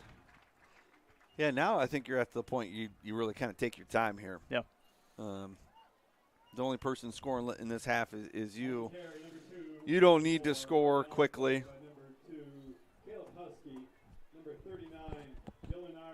Going to be 2nd and 3, I guess. Goal at the 3. And Norfolk's definitely on their heels right now. Well, you're going to snap this ball under a minute left in the half. Yeah, House in front of Moore here. Handoff, Moore up the middle. Not a lot of room. Good stop by the Comets. I think that's okay. Yeah, it's not the end of the world here, that's for sure. No, I think they were selling out on that play. Think and run the whole way. So now you're 3rd and 3. Are you going to pass here? That way, if you throw incomplete, you got time to run something. We're not kicking it, so. Yeah, Ryle looking to pass, throws it high to Falsgraf, just a little too high. Yeah, now it does put you in a little trickier situation of 4th down. So 4th and 24. We've talked about the field goal and the PAT. I don't think that's going to happen. We're seeing Titus run back out on the field, so him going out there telling me that he's probably going to touch this thing. Yeah. Jet sweep. Could be that. Could just be that normal power play, and he tries to. More came out, so it's try to bounce that thing to the outside. Yeah. And see if a corner can tackle him. We're spreading it out. Riak and Corey going high. Ryle going high. Wildcat formation here with Cram. And yeah, is he looking to pass? He was. Good tackle there. Number 40, that's Cohen Torres. Yeah, that was going to be – that's what I kind of thought. They might throw with him a little bit more this year, but it just never looked good from the get-go. timing looked off. Yep. Well, and I mean, let's call out Braden Foster. Read that play, got to the outside right away, and really forced some adjustments. And the Torres did a good job of chasing it down. Titus was trying to give that run fake a little bit, and Torres coming off the edge really messed with that because he did not have the time to do that. So we know Polk probably taking a knee here and going to halftime, and actually probably feeling okay that it's 24-10. Yeah, I mean, it's one of those situations I think both teams probably feel they had like opportunities to score some more points, but so did we. Tate running up the middle, going to get brought down for a gain of 2 or 3, and that should bring us to the end of the half, I'd imagine. Carried by number 20, BJ Tate. And that's going to bring us to halftime. Blue Jays leading 24-10. Comets 10, Blue Jays 24.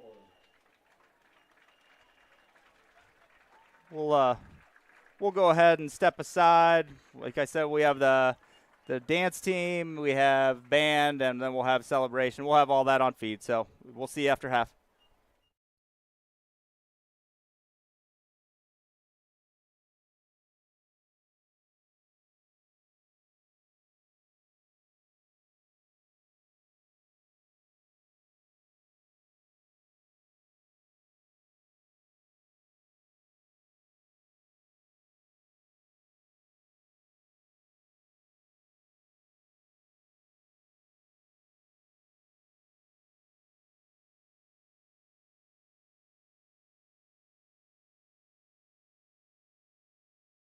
Captains are seniors Ashley Long, Stella Worth, and J.P. Scott, Molly Cronel, and junior Kaya Cameron, and the team is managed by Kinsley Cameron and coached by Deanna Holland and Mallory Dobbs. The Blue Jays final dance team.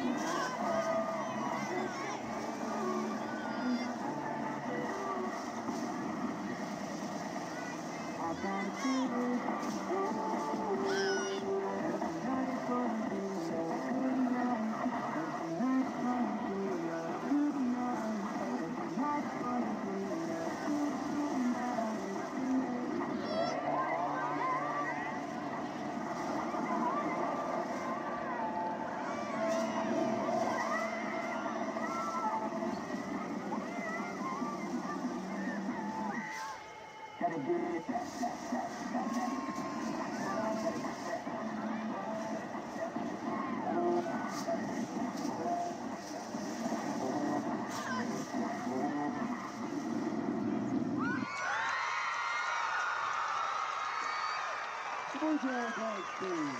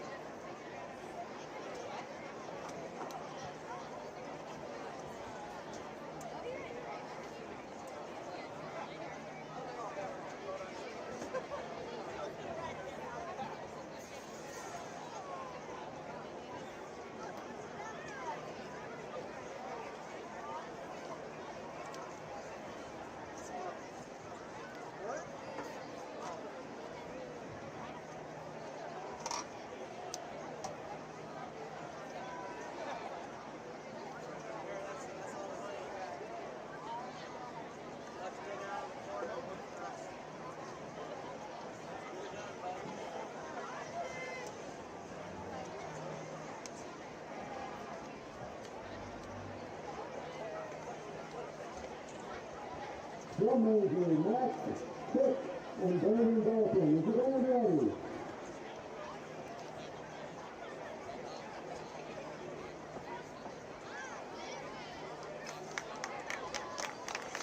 Stranger Flag Merchandise presents Over the Horizon.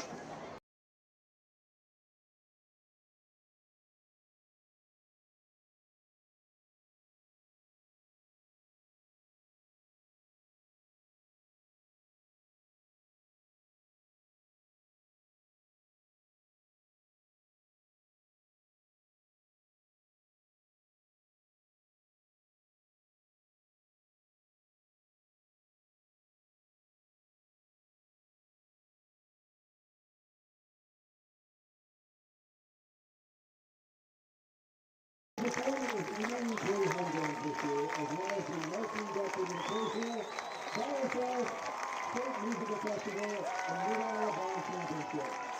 The band is under the direction of Clayton Anthony, Troy Hill, Kit Cassidy, Kathleen Mazina, and instant and sexual protection in Lindy Gandhi and Haley Nash, with Tracy Colorado. The first is called Marching Band.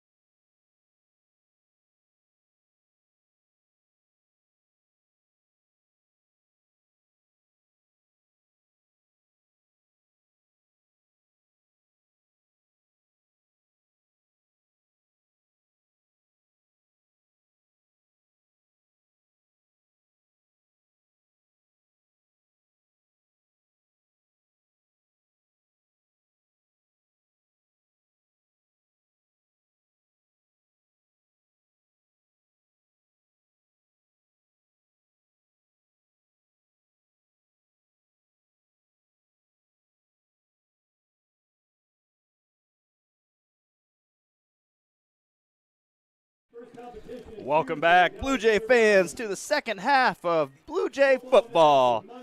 Bondurant Farrar leading 24-10 at the half over the visiting North Polk Comets. A few stats to read for you here. Looks like Jordan Ryle has 7 completions, 192 yards, and 2 touchdowns. On the other end of those passing yards, Reed Falscraft, 4 receptions, 147 yards, and a touchdown. Titus Graham with 2 receptions, 24 yards, and a touchdown. And Caleb Moore with 1 reception for 21 yards. Out of the backfield, Titus Graham, 10 carries, 79 yards, and a touchdown. And Caleb Moore, 8 carries, 26 yards for a touchdown. On the other side of the field, North Polk, quarterback Isaac Zoski, 5 completions, 47 yards, and a touchdown. Blue Jays are going to take the kick out. Hayworth coming out and brought down hard at the 18. I think that was Torres with a big tackle. That was kind of a hello statement right there for the Comets to start the second half. Mannock, the leading receiver for the Comets, with the 40-yard reception. BJ Tate, 34 yards rushing out of 7 carries. Blue Jays will start at the 18-yard line. Kind of questioned if that was the move to bring that one out. And well, he had to. He was at the 2. I suppose he could have let it go. It looks like he's walking off the field there a little gingerly. Well, if you let it bounce at the 2, though, the chance of it going out of the end zone or out of bounds are both pretty high.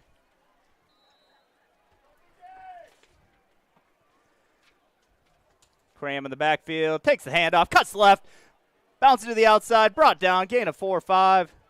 Feldman and Foster on the tackle. Kind of start the way we ended there, the first half. Blue Jays just getting downhill, running a little power play. Nice 4-yard gain to start the second half here.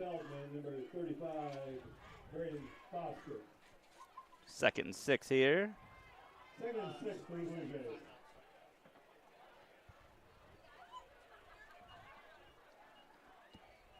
Falscraft near side. Looked like Landon Corey on the high side. Cram in the backfield again. Snap. Little play action. Falscraft open. Makes a man miss. Cuts back to the middle and brought down for another, after another 5 yards on the move. Brought down to the 42. Gained a 20 on the play. Pretty nice similar to what I talked about there in that first half.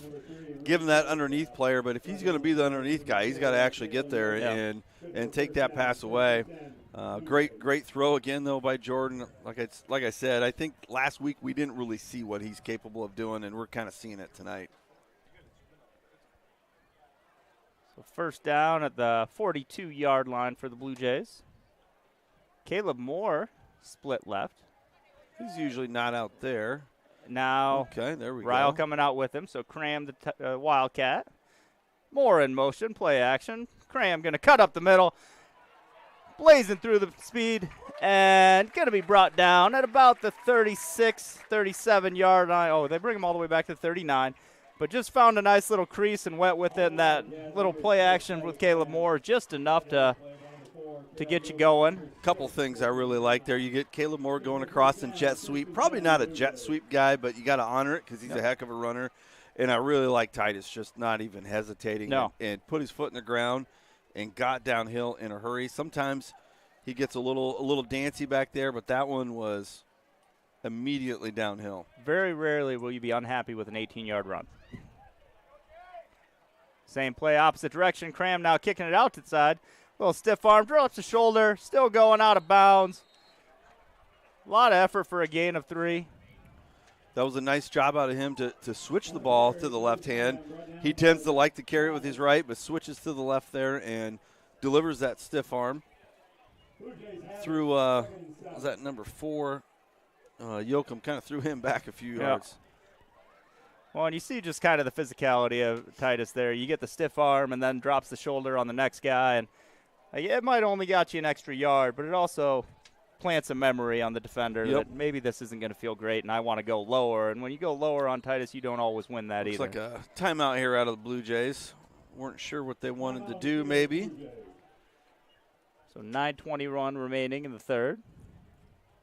Well, I think, looking at that first half, if we can avoid mistakes, I don't think we have any problem here finishing this thing off. It's just we can't give them any free turnovers, can't give them any big plays. they have not really shown any capability of driving the ball down the Yeah. field. It's the one deep ball is the only thing that they've really hit. I like the way we started here, though. Really possessing the football, using that play action. Good start here for the Jays. Well, and sometimes you're using the pass to set up the run. Sometimes they're using the run to set up the pass. You know, we kind of used the pass to create some space there in the first. Now that they're spreading out a little bit, you can pound the run up a little bit and make them make that adjustment back. And yeah, because they have pulled a guy or two out of the box just a little bit. That's kind of lightened it a little bit. That's given Titus definitely enough of a seam to get some pretty positive yards and big runs. So until they change that, I think you keep plugging away with that downhill run.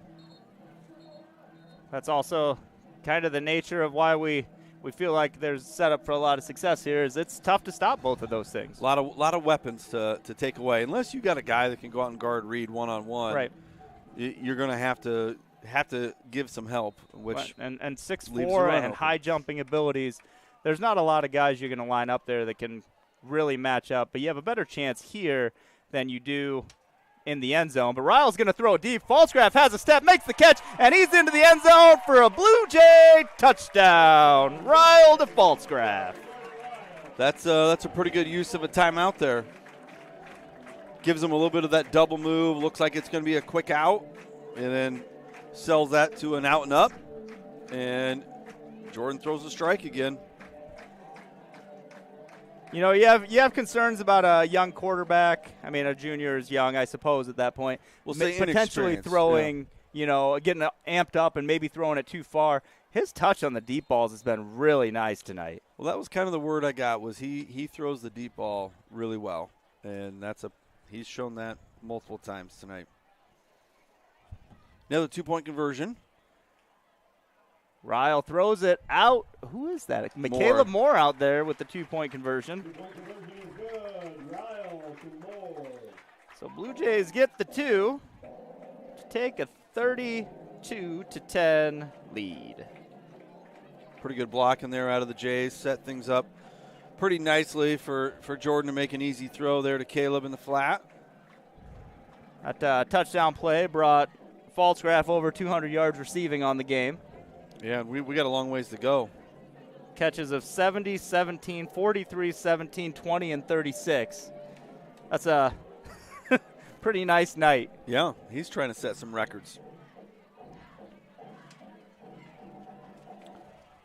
Trying to think who does that do it? Who's maybe got the most yards in a game? I don't think it's Do It.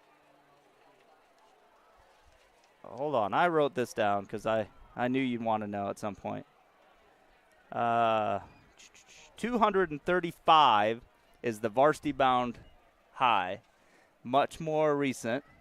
Oh, John Carlson Yep, that's against right. Nevada, 2017. So definitely in reach here. Is that much more recent? It's more recent. It's more recent. I think it's about 2 years. Another touchback. In my head, Carlson's still at Iowa and only like a sophomore, even though he's already graduated and engaged and whatnot. So, you know, if you don't see them, they don't age. That's right. Now, it kind of all starts to blend together after a while, and you can't remember who's in what grade.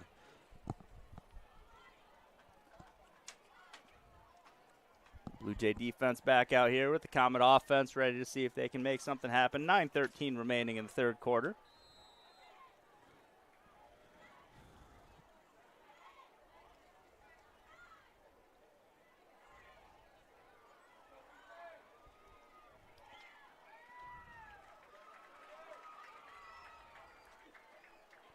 Twins left, twins right.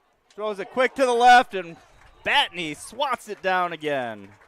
Yeah, he's pretty good at that. You're going to have to kind of cut him or get into his legs a little bit so he can't do that. Not sure that play was they tried to bait him in with pulling the tackle, thinking he would react to that. He did not. Call that a little false pull. Give them some bad information, but it didn't work. Typically, if your lineman pulls, you're going to follow them. They take you to the play, but not that time. Tate up the middle. It's a little shift back there. I don't think he picked up a lot, though. It looked like initially there was a little bit of a seam, but that closed in a hurry. I don't know if that was Caleb Moore. Caleb forced him back, and I think Wags was in there too. and Batney, I think. A lot of that action happened on the backside of a big lineman, so it was a little hard to see who it was. But Blue Jays get the man off the field just in time. Play action, Zoski looking deep. Threw it to the wrong guy. Falsgraf going to get called for the penalty. Hits him right in the middle of the back. Definitely should have thrown that one to 7, though. Yeah. Yoakum, the intended receiver. That's tough, right? Because isn't that one of the rules they were working on? Is it's not, you have a little bit more freedom on the defensive side. Contact doesn't automatically make it pass interference. Probably true. I mean, and I think whether they change the rule or not, I think officials have kind of officiated that way a little bit. There has to be an advantage gained. I took a peek at some of the rule adjustments. Did you watch the rules meeting? Well, I didn't watch the meeting. I just read a web page, but one of them I think was intended to say exactly what you were talking about giving them a little more freedom, but actually put it in the book that way. Gotcha. Yeah, a little unfortunate there, but luckily in high school that's not a spot foul. Yeah. It's also why I don't mind throwing one-on-one when you have the offense, because there's a chance that happens. Oski looking deep again. Manek has a step and gets the catch all the way down to the 10-yard line. Manek was the one that made the deep catch earlier and followed it up there. I think maybe they found a little something they like going right back to it. 55-yard reception there. And a nice job of protecting. I think that was the Sullivan kid who kind of came across the formation and picked up Batney. Blue Jays making some more late adjustments. Getting off in time, though. Tate in the backfield with Zoski. 3 receivers right. False start on the receiver. Flag on the field. So going to bring that back to the 15-yard line. Not what you're looking for after a big play. Manek really showing some wheels tonight. Yeah, I was going to take a sneak peek and see what his track stats are. He was a state qualifier in the 110 hurdles and finished second in the 400-meter hurdle. So he does possess something a little bit different than Reed. Reed is as athletic as he isn't exactly you haven't had him sprinting? No, he's not a burner. Zoski runs up the middle, meets Caleb Moore at the line of scrimmage, gets a yard. Ooh, Moore's hobbling a little bit on his way up, but so yeah, that makes a little more sense. Little QB draw there. Yeah, looking at the 200 times, Manek beat him by 2 seconds in the 200, so that's pretty significant.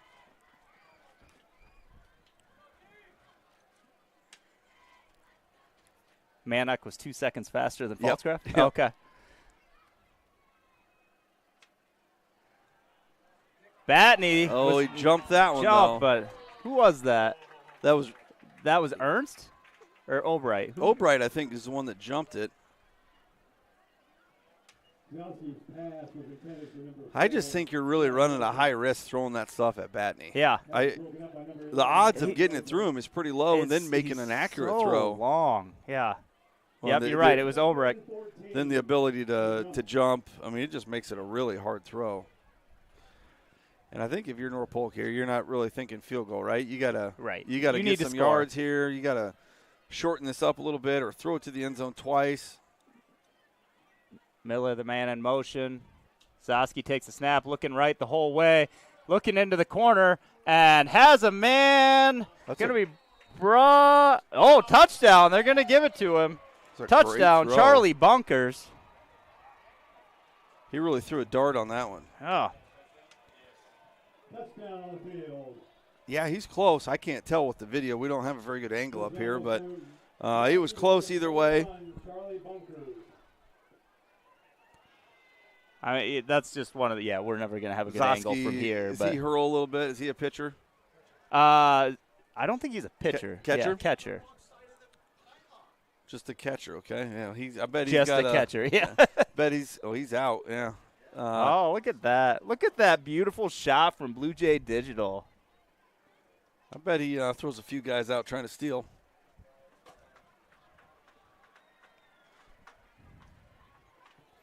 Action 20 is looking good for the Comets. We got some cramping going on here. Extra point was good.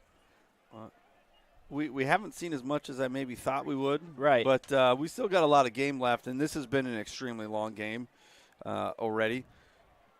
So that could play a factor in a little bit of some of these kids cramping up a little bit.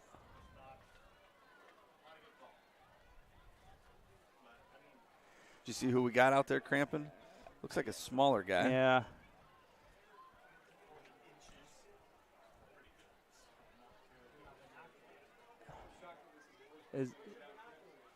Yeah, I can't quite tell. You know, you asked if Zosky was a pitcher. One of those things is that North Polk had some ridiculous pitchers this year. They had, That's what they I had the three. two of the darn right best pitchers in the state, I imagine, at least in 3A. So it's tough to find innings when. Well, there's a reason why they almost won the state title. You know.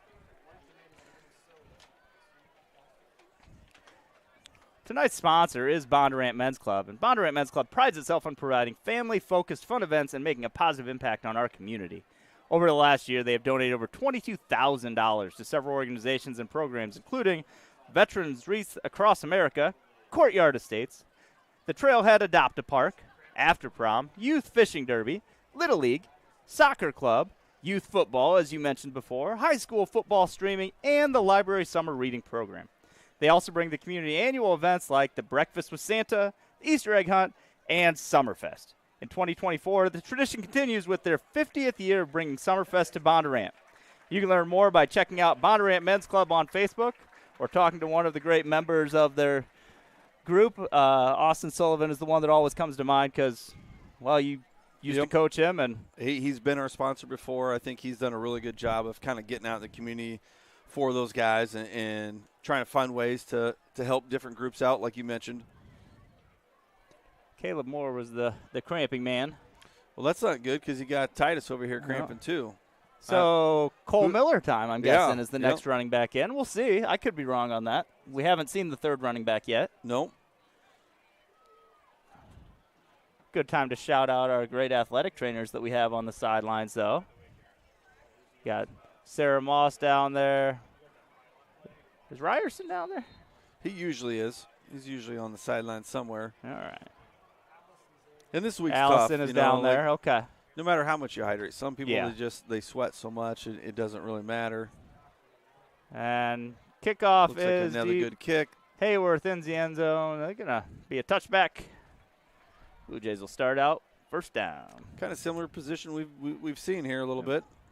Can you rally back and maybe put this thing away? You know, one more score, you stretch it to 3 scores, then it kind of gets unmanageable, I think, for North Polk. Like I said, it gets a little interesting here. You know, who's our man in the backfield?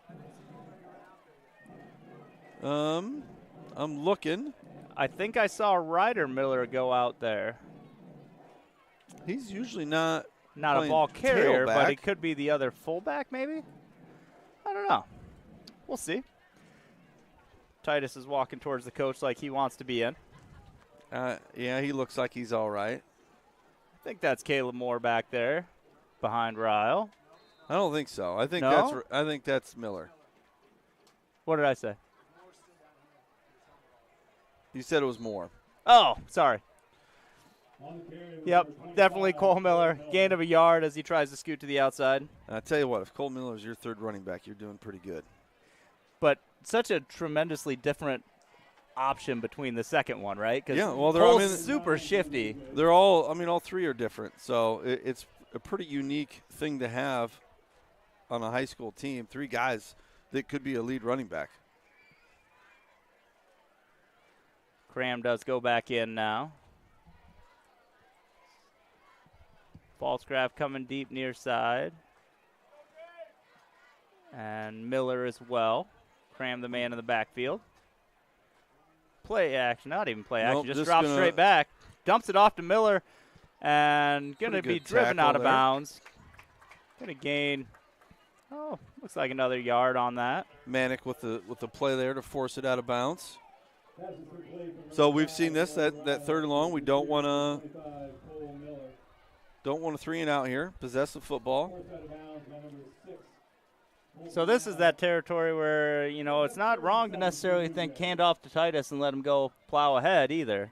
You got to think that North Polk's maybe going to spread their guys out here just a little bit, enough that maybe there's a seam. He's had plenty of 7-yard runs. Okay, they're out there kind of double teaming Pfalzgraf. Play action this time. Ryle rolling, has some guys chasing him down, gets Can the he get edge, the edge? and gets the ball off, and it's going to be out of bounds. Intended for Cole Miller. Good job avoiding the pressure, but not able to complete the pass. Looked like it was 2 and 3, both bringing the pursuit there, Husky and Van Brocklin.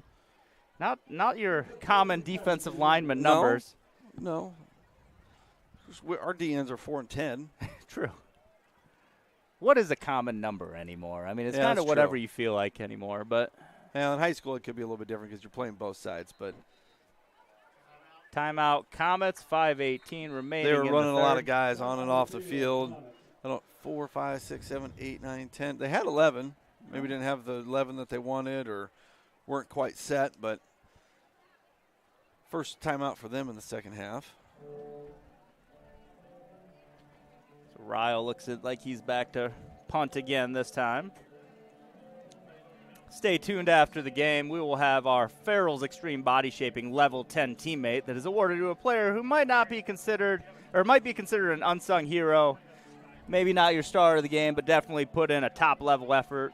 And then we'll also have our Vision Bank player of the game, MVP-type player of the game. So stay tuned for both of those. Did Rao punt last week? Did he punt last week? I don't think so. Sykes punted. Yeah. It looks like he's got his top pads off. So Yeah. Not sure what happened to Yeah. him. I missed that as well. We but need the sideline reporter to give us we some knew he intel. had. I know he was in for a play at wide receiver, I think it was, and then He was in early. yeah. Okay, Pfalzgraf we're running getting a the little guy in cramp late. now. It's one of those things. Once you get them, it's hard to get Yeah. rid of them during the game. Ryle gets the kickoff, gets a nice little bounce to that.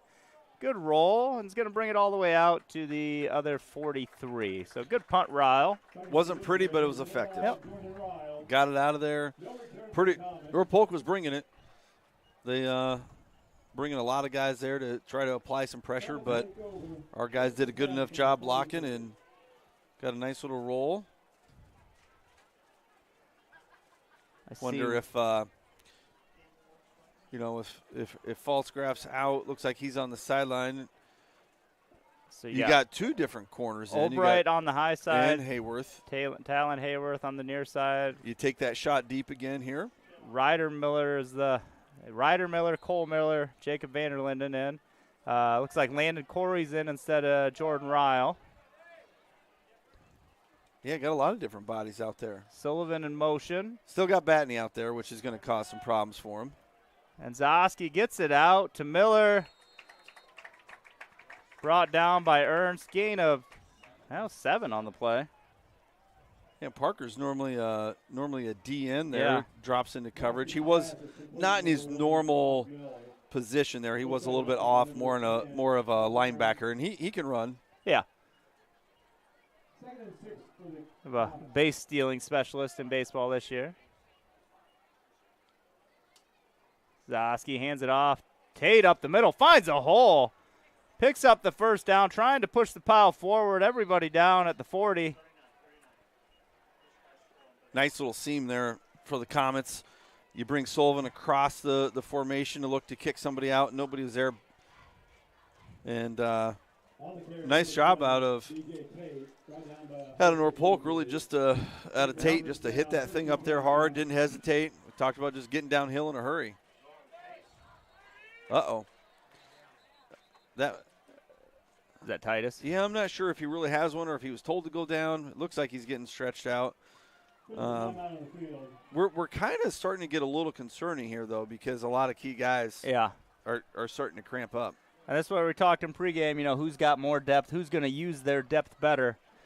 There's going to have to be some guys step up because there's some key players there getting stretched out, and it's like everybody's got the same issue. But yeah, and like I said, once you start getting them, all of a sudden you're dropping into coverage, and you get a cramp, and that's not a good combination. And now it's a blown touchdown. Yeah. So it's really hard to get back to that point where you're not getting cramps until another day or two later. 4:45 remaining. Kind of a key drive here for the Comets. 2 touchdowns and 1 2-point conversion difference right now. Yeah, pretty soon we're going to run out of trainers to start working on these guys on the sideline. Yeah. Well, we got some extra assistant coaches that maybe. Yeah, it looks like we got our strength and conditioning coach down there stretching out more. You know, Phillips just standing there with the camera. He could always start doing some work. It's not too hard to stretch out a calf. Right.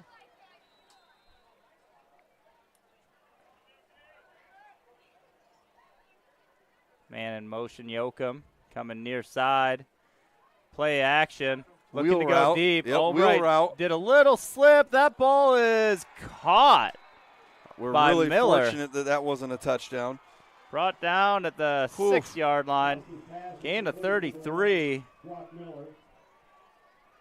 Yeah, basically ran that wheel route where you're running out, think it's going to be a quick pass, and then turn that thing up the sideline.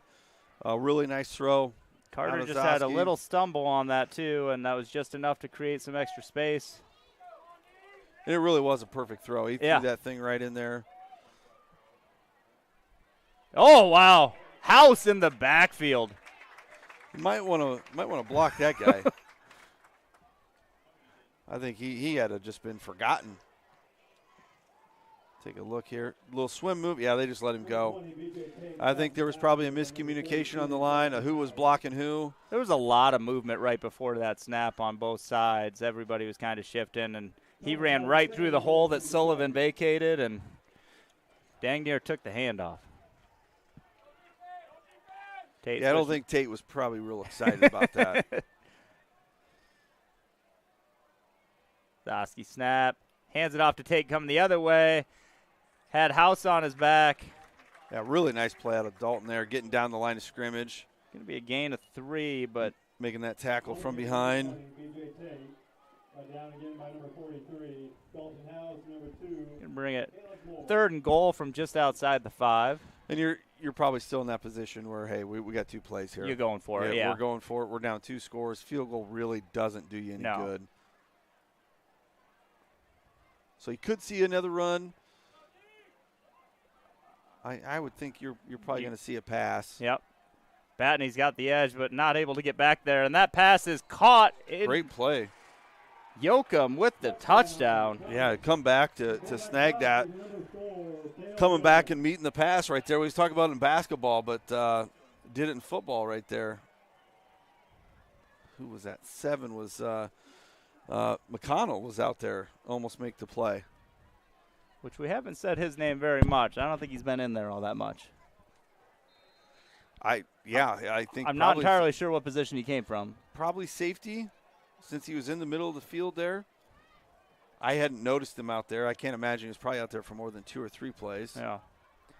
So going for the extra point here, trying to make it an 8-point game. Snap down, kick up, and good. It's going to be 32-24. Well, it's been a little while since I feel like North Polk has put a little pressure on us, and they've done that now. Yeah, 32-24, 8 points. That's a touchdown, 2-point conversion. And there's a lot of time left. We're at the point we don't know who's going to be carrying the football here. Caleb's still kind of over here on the sideline. Yeah. Titus was playing defense but went down. He appears to be out on the field right now. He's not normally on kickoff return. Yeah, he's one of the up backs. Oh, okay. Yep. Him and Cole were.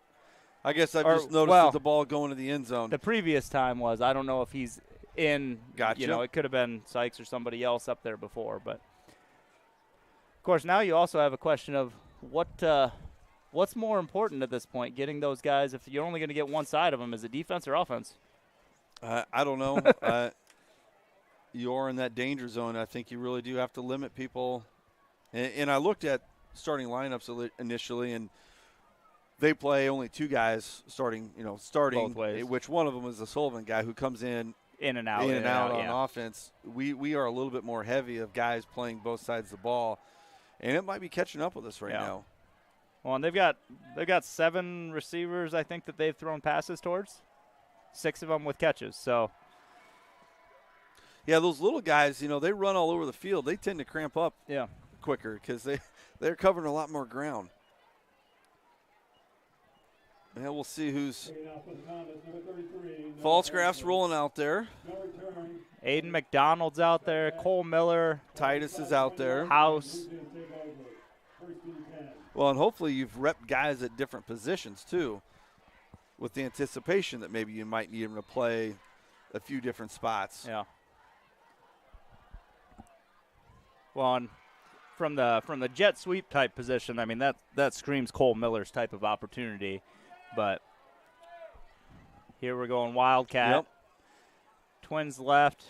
Falsgraff alone on the high side. Miller, the man in motion. Fake handoff. Cram trying to get up the middle. Trying to bounce back up the middle. Falls forward. Gain of 6 on the play. Yeah, I really thought he was going to have a pretty big seam initially, and North Polk does a pretty good job of stretching him to the sideline and really rallying to the football. But a pretty good run there to start this drive. Pick up 6, get that clock moving, get closer to the quarter where maybe you get a little bit of a break. Yeah, I think you start thinking about utilizing your timeouts in that manner a little bit if you have to. Same formation, except Riles the inside guy. Now he's jet sweep. Same play, though. Cram trying to roll forward. It's going to get maybe just shy. Looking like it's going to be 3rd and 1. Maybe we'll see a little jet sweep pass out of that. I mean, it definitely is something that they switched which guy was the inside guy. Bluejays have it, 3rd and 1. We saw that in the past, I think, with Nolan Meyer ran that a couple times where he was the jet sweep guy and then let it fly. Falsgraff deep down here. Ryle, the outside guy. Miller inside. Miller coming in motion early. Play action. Cram going to pick up the first down. And really needed that just to get the first down, keep the clock going, move the sticks, kind of regain your composure here a little bit. And exactly what you needed on 3rd and 1, right? Yep. You weren't worried about getting a touchdown. You weren't worried about 20. You got 3. Yep, let's get the ball to our best guy and let him go get a first down. The only concern now we've kind of talked about is like how many times you want to use him. Yeah. Can you get some yardage somewhere else from somebody else carrying the football? So that's his 16th carry of the game, 6th of the half, which is good except for the cramping that's already that happened. wouldn't bother me at all. It's just he kind of is giving that impression that he's getting tired. Miller on the jet sweep, but it looks like there's going to be a flag in the backfield for a hold or. And that's the risk you run with jet sweep is you are running to the edge. Yep. And you kind of give it away with the motion, so guys are flying to the outside, and you tend to be a little bit more grabby. And if that's a spot foul. It's not. They changed that this year. Okay. Oh, good. See? Good thing you tuned into that. Yep. They wanted it to be less punitive, so everything's supposed to go back to the line of scrimmage. Okay. Because otherwise it was a drive killer on a certain penalty. So. Well, don't hold. There's that. Well, now what are we doing? That's. Offensive pass interference used to be a 15-yard penalty and a loss of down. That was a drive killer. Yeah, right.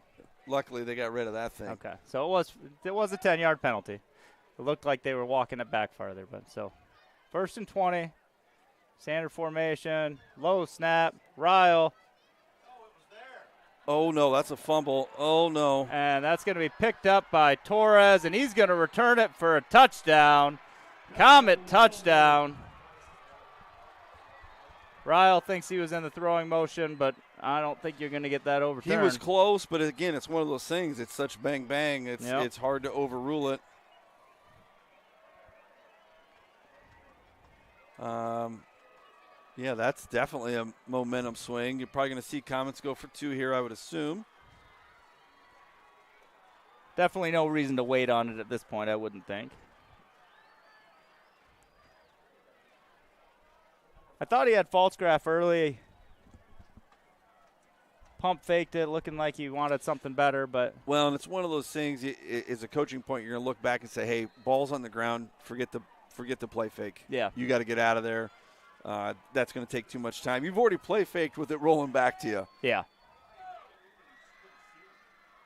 Tate, the deep back, man in motion. I think the wing back or tight end, he just kind of lost his balance there a little bit and kind of fell forward. I think it was Manic maybe. Got called with the I assume you're false still start. going for it on 3rd and 7. Oh, they look like they're going for a different lineup. Well, I'll tell you what, least. you kick it here and we score a touchdown, you're still within one Sure. score. Although our 2-point conversions have been pretty. That's true. We're not going to kick it. We are going to go for 2. So probably should go for 2 still. But it looks like they're going to line up for the extra point. It's a 25-yard kick. We've seen good from 41, so would seem like that's. Oh, Batney is going to make the tackle. I think he just got a bad grip on that snap, so it's not going to matter. Yeah, now you're going to look back and say we really should have went for 2. Right. Oh, boy, yeah. Didn't have a chance there. So 27 seconds remaining in the 3rd quarter here in Bondurant. Blue Jays leading 32-30 in a game that's much more interesting now than it looked like it was going to be just a few minutes ago. Yeah, we were realistically probably a play or 2 from basically being over, and now it's anybody's game. 13 straight points from It's going to be a war of attrition here. Yeah. Well, it was 32-10. Oh, true. So Yep. 20 unanswered. 22 unanswered. Or 20 unanswered, yeah. Sorry.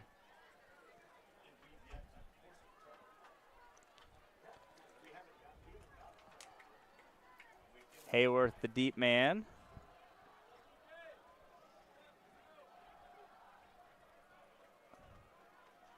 Sometimes you might get funky, but I don't know why you would kick an onside here in this situation. All the momentum seems to be your side. You kick it deep and see if you can't capitalize off that. Yeah, right now, with us losing guys, I think you say, all right, let's see if you can drive the football.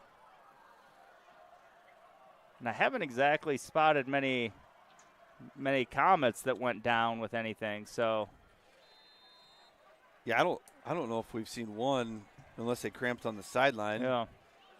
It does look like there's a guy over on the sideline, kind of by the sticks, that's on the ground getting stretched worked out. on. But yeah. we haven't seen anybody on the field.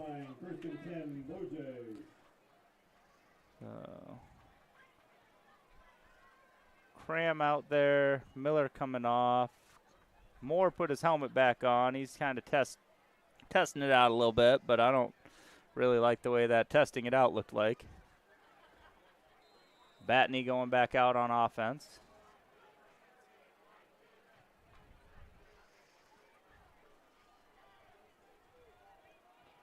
So we got Batney, Cram, and Corey on the high side. Falsgraf on the near side, and a flag. 11. Talking to the center, I think, about wonder an if he illegal picked it up. shift. Yeah. That's a tough one. Yep.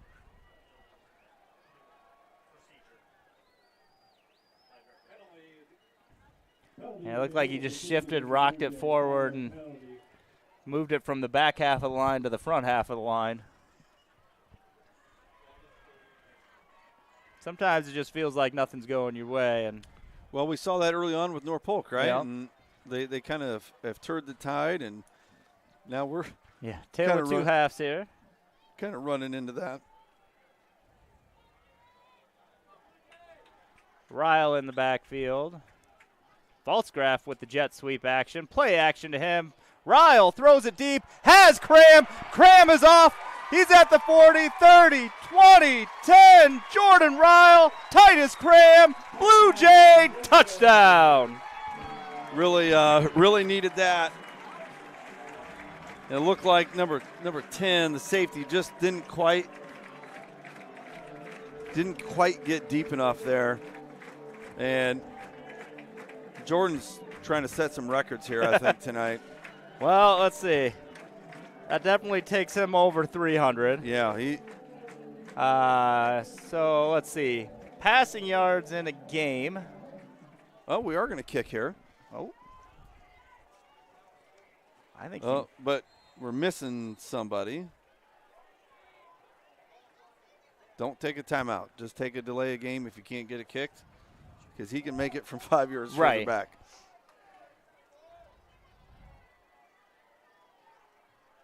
Kick is up. Kick is good. It's good, everybody. The kick is good. Yeah, Manick looked like he wasn't quite coming as hard on that one. Actually, he came from the other side this time.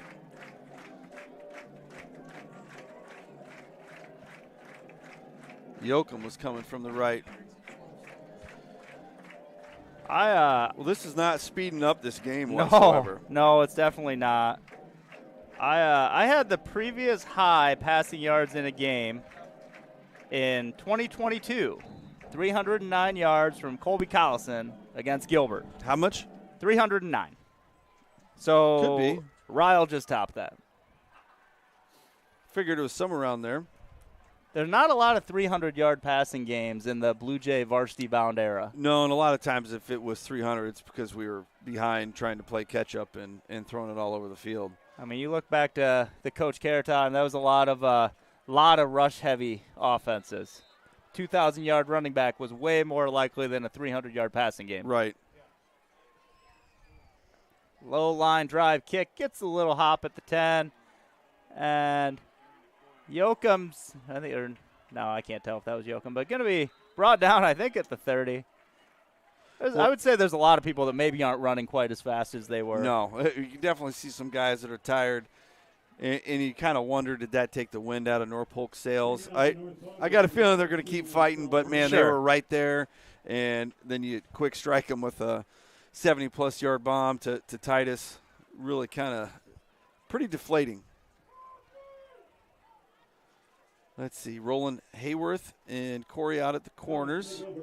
Looks like McDonald's going to be playing kind of a outside linebacker. I think Moore's back on the field.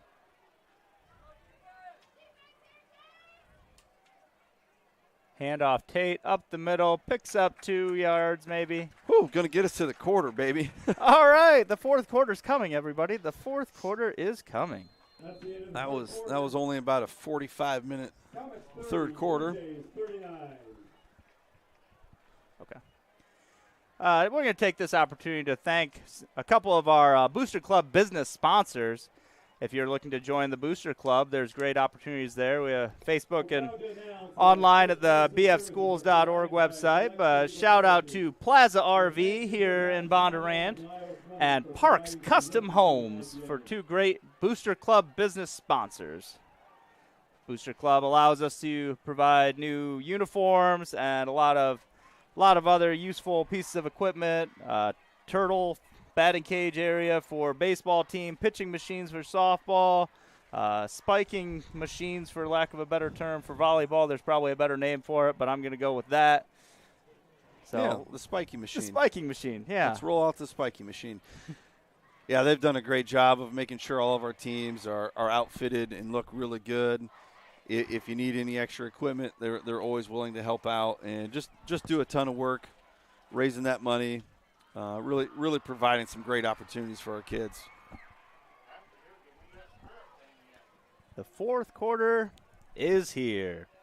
As a reminder, stick around after the game. We will have the Farrell's Extreme Body Shaping Level 10 teammate, as well as the Vision Bank Player of the Game, which, we've talked about a couple records. This might be a really hard decision on who that could be. It's not going to be easy. No. You're the stat guy, though. You're gonna have all that in front of I'll us. have the stats. That'll help. But okay, looks like Miller's rolling out there.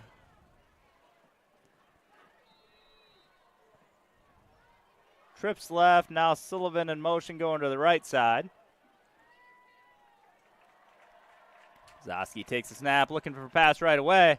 Looking downfield, and not going to be an opportunity. Hayworth had good coverage there. Wasn't really open, and he kind of sailed that one immediately. As soon as he threw it, you kind of knew that one was going to be long. Probably should have taken the underneath route. Which has had pretty good success for him overall. Yep, but and pretty good pressure again out of Batney. Nothing's easy. Not going to have a ton of time back there. So trips to the high side, Twins low to the near side. Zosky all alone back there. Batney licking his chops. Spin move inside. Good defense, or a good block by the left tackle there. That ball is going to be incomplete. Tried to thread the needle out of bounds, intended for Miller, but incomplete. Had a chance there to pick up that first down, but just couldn't quite make the throw. So 4th and 8. Batney spun inside there, allowed the quarterback to get out, and maybe he just need to get a little wider and set his feet. But 3 and out there for the Blue Jays. Going to force a punt. Falsgraf back for, again, I expect a fair catch opportunity. We don't do a lot of punt returns. Well, we'll see. I mean, a lot of that kind of depends on how good the punt is. Good catch Bounce there. Snap, yeah. High kick. Falsgraf, fair catch. Lets it go that hit him. That hit him. He can't advance it. That's a muff. Can't advance that. That's going to be where he recovered it. That was one of those. Back he was to going to catch 31. it, and he just couldn't quite get there and couldn't get that bad hop. Hit him in the leg. So that will go Tough back. break. Yeah, to the 30. It'll go back wherever. 30, or 31 is where they're marking it. Okay. Yeah, wherever it was that he recovered the football. Where he touched the football. Yep. Yeah. If if he catches that and fumbles it, then you can advance it. But well, and I think Falsgraf was trying to avoid the bounce, and as he got closer, he's like, well, you know what? I don't have a great angle on this, but it was a little too late. A guy at that that's point. returned punts, I'll tell you, it's not an easy job, especially if you're not setting up punt returns. Guys are coming down 100 miles an hour, unblocked. So Zosky, handoff Tate, slips the first tackle, slides forward, Cram brings him down. Really had some nice pressure there. One of our backers shot the gap nicely. Was that Miller? And just missed him. Yep. Ryder Miller. Yep, Tate just did a little Could jab have been step outside. Could have been a 2-yard loss there. Instead it's a 3 or 4 yard gain. Sullivan coming over to the left side. Twins right. Sullivan now kicking back over to the right side. Yoakum alone on the left with Falsgraf. Zosky takes a snap, looking high side the whole time. Coming back now to the near side. Oh, and boy. Has a man in Yoakum. Yoakum brings it down. We got 2 flags here. I think it's going to be a hold. I would think so, based off where it was. That was a nice improvise there out of Zosky. Yeah.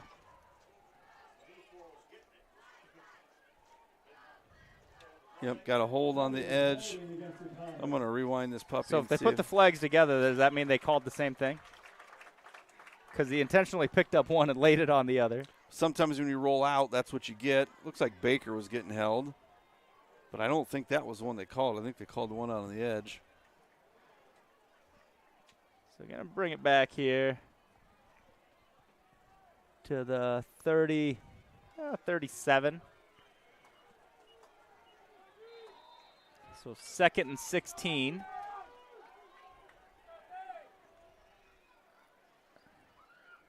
Play action. Zosky looking high side and not close. Hayworth with the coverage. That ball get deflected? Just couldn't quite tell. I got this right in front of me. I know. I got the screen. It's really hard to see through. Does it look like he? Nope. Just a misfire. Yep. All right. Yoakum coming near side. Trips to the high side. Tate kicking over to the high side now. So, and I think that's probably us. Baker's trying to point at the inside guy, not the Always, guy yeah, across always. from him. Well, yep, they're pointing at us. Pointing worked. Yep. He saw it. Baker had no doubt on it. Oh, yeah, the center did Oh, kind of a fake snap. yeah. A three-quarter snap. Yep, can't do that.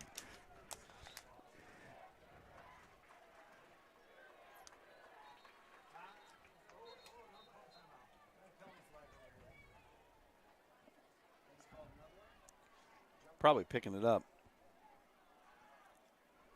Adjusting the spot. All right. So 3rd and Yeah, I don't know what 21? play you go into the playbook here. Maybe screen pass. maybe screen, or just try to chuck the ball deep, but our corners are pretty far off. They did that drag screen, right? I mean, Zosky throwing deep, and yeah, going to be incidental contact as their feet get tangled. Obviously, some fans on the other side are going to want to foul penalty, but they threw it. They did? Where? Yeah, they threw the flag. It's at the 13-yard line. Oh, man. That did look incidental. Yeah. It looked like a couple legs tangled up. Yeah. I mean, Hayworth was looking back the whole time. Boy, that's a tough one to get a flag on. Yeah. I don't like it. No, I don't either. Still 3rd down? Yep, they changed that rule a couple years ago where the Third yardage has got to actually get you the first down. So they still got a little ways to go. Yeah, it's getting closer. But now you kind of run into that, hey, we're good. 2 plays probably. Yeah. I don't think they want to kick it from here. We saw him make the first one, but the second one really didn't give me an indication that you want to roll him back out there for something real deep. Trips left. Yoakum on the high side. 3rd and 6. Fans trying to get the defense pumped up here. Zosky, quarterback draw, and has That's definitely some room. A surprise call. Would not be expecting that one. And he's out of bounds at about the 13, picks up the first down. That about matches his last year's rushing total. Who's that over there?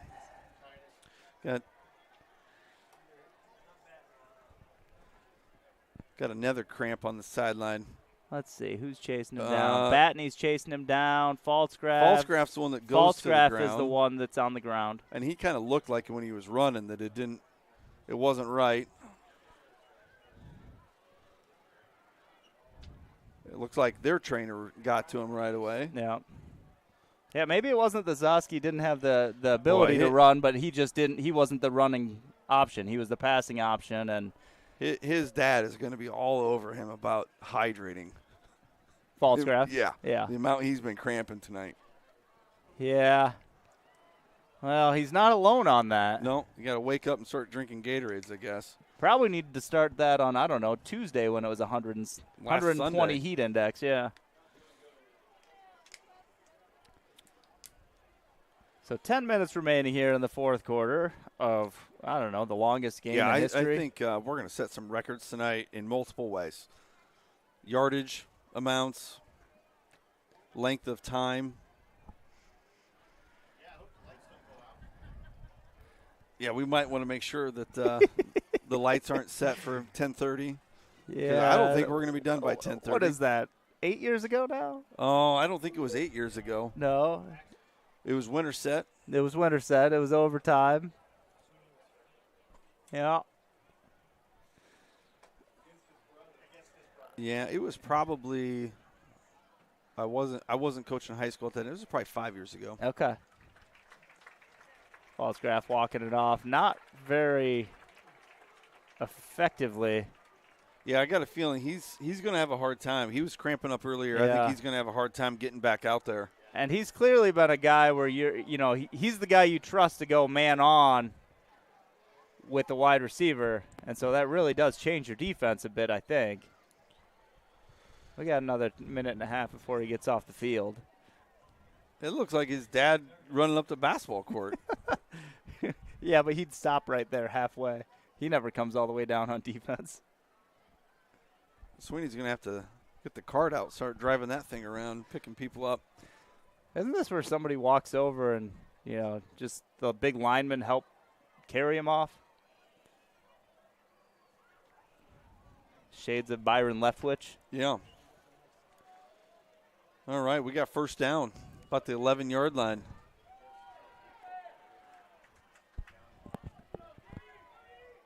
Twins left, Sullivan on the high side, tight end. Handoff, Tate. Tate has a little room, couple yards. They haven't been super effective with that, but you'd have to do it some just to keep the defense honest. And on occasion, he will probably be able to bust one of those. He's been a pretty elusive, tough runner tonight. 14th carry of the night for him. Helps set up their play action a little bit.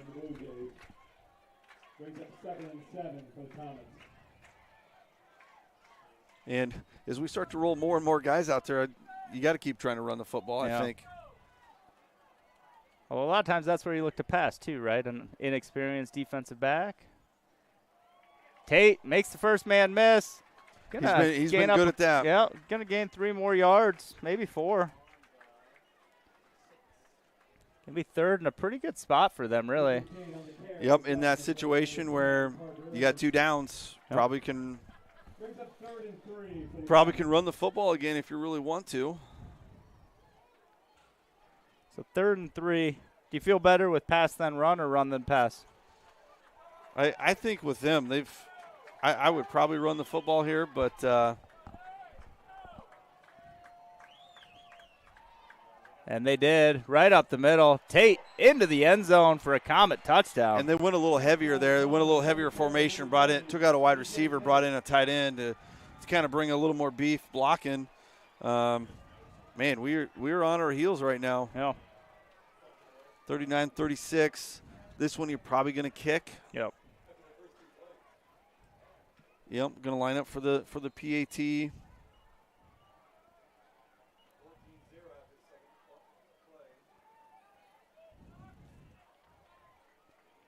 Bloomquist again for the kick. Snap down, kick up, looks good. We talk about people not moving. I don't think anybody really tried to go block that. No. That was a scrimmage kick. Yep. Yeah, feel free to kick it. If you miss it, it's on you. 39-37. 39-37, right? Okay, we got to fix that on the scoreboard. Well, so I got a feeling Jays are probably going to roll out there without Reed. I would think Reed is not I'm potentially done for the night. Yeah, I'm not 100% sure about Meyer. He had been playing some D. So you might see a heavy dosage of Titus here still, which he's been kind of cramping a little bit. Maybe put the ball in Ryle's hand a little bit more. Maybe run some more of that play action. I mean, he's made some great throws tonight. Alternatively, if you think you can get more in there for a snap or two to just try to run up the middle, you maybe go for that. Yep. Hey, here's your update. Lewis Central 21, Harlan 20. So keeping with the excitement of prior years, it comes down to one play, one extra point conversion, I imagine, although who knows? That could be a whole lot of missed extra points, too, with what we've seen here. That is Xavier also 41-6 over Waverly Shell Rock. That's a little more surprising, but maybe not. I don't think it's terribly shocking after seeing what Waverly lost. But 41-6 is still a lot. It is. That's a whooping. Oh, hold the ball. Good initial contact. I'm trying to think who that was. I think both guys were stoned. Yeah. Well, I thought it was. 9, 18, 15, 35, and 39. I thought it was 40, but maybe not. 35. Nope. 35. Braden Foster is the one who makes that contact. Yeah, great initial hit. Good job not turning the ball over there. That definitely could have forced a fumble. Blue Jays rolling out. Landon Corey, the receiver near side. Cole Miller going to the high side. Cram in the backfield behind Ryle. A little more weight in the box this time. And you see the result there. Good job out of 55 there. Jess Phillips, yeah. Basically making the tackle immediately. Kind of wonder if maybe we had a A little miscommunication up front. Yeah, so 2nd and 9 coming up. Yeah, he just kind of He slipped through between it. Yep. two blockers there. We had one guy go to the second level. Probably should have just stayed on him. Handoff again. Cram over his own lineman to fall forward for 2 yards. Well, this is right now probably the biggest play of the night. Yeah. Trying to stay on the field here, trying to keep that clock moving. Looking down at Caleb there, that looks like a concussion test to me. So that's not good for tonight or next week. Yep. Well, we need to figure out tonight first. 3rd and 7 here. Reed's still on the ground getting worked out. So Miller near side, Ryle and Corey high side, Titus in the Wildcat. And trying to bounce outside. Foster has him and brings him down in the backfield for a big loss. Great play by Foster. Got some more cramping now. This time it's a Comet. That's number 6, Mannock. Good job out of North Polk there, really kind of anticipating that play a little bit. Big old 77. He's made a couple nice plays. Chance Crippen getting in the backfield initially. He's limping off cramping, and then there was another one on the ground too. Yeah, I think that was Colton Mannock that looked like he was cramping, but he got up fairly quick and took it to the sideline.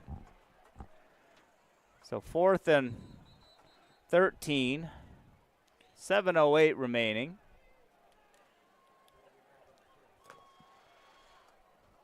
Well, we really need a good punt here. Need a good snap and punt.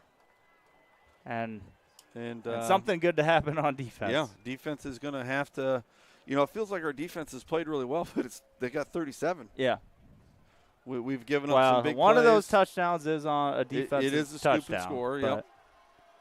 Ryle kick high in the air. Need a bounce. And Fellers is going to down it at the 44 as the bounce came back the other way. Did not get a good one there. No. 6:46. This is kind of what you expect a week 1 rivalry game. You would hope that it would be a game like this. It's going to come down to probably the last possession of the game. A lot of momentum right now for the Comets.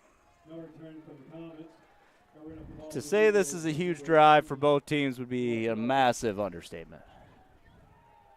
Well, and it is week 1, but it does matter in the long run when you start looking at playoffs and seeding. This is a crucial game because I anticipate both these guys playing in the playoffs. Yeah, absolutely. And seeding matters a lot with the way the RPI falls, and every game matters. Tate up the middle, driving forward. Good job by him still making some action, but pays the price at the end. Gain of 2. Yeah, it felt like he got 4 or 5, but he only ends up with about 1.5. But again, you got to run that football, keep that defense honest. Maybe he's going to set up a play action here.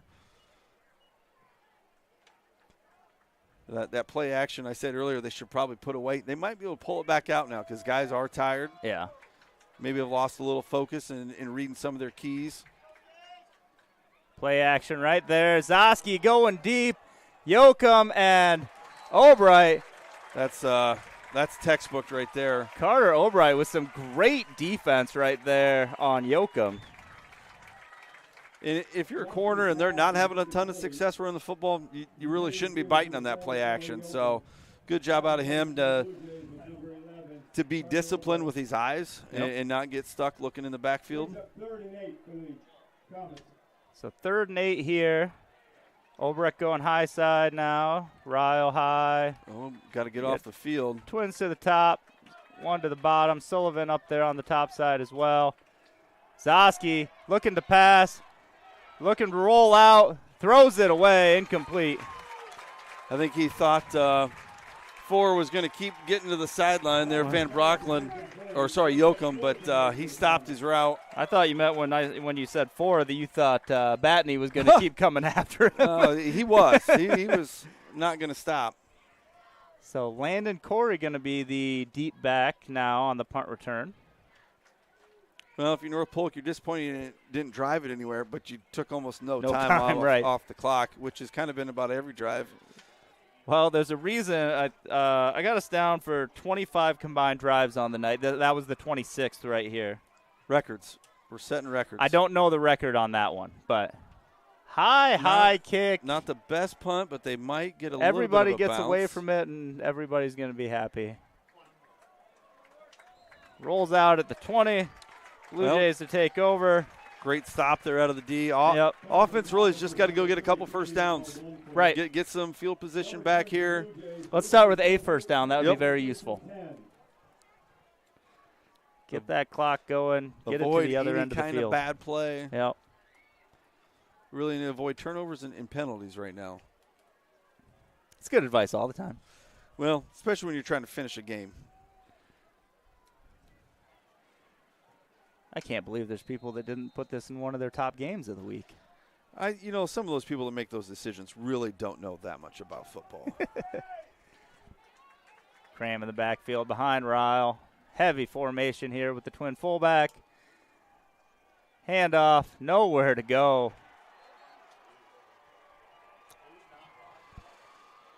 Loss of 2 maybe on the play. Yeah, doing a pretty good job here.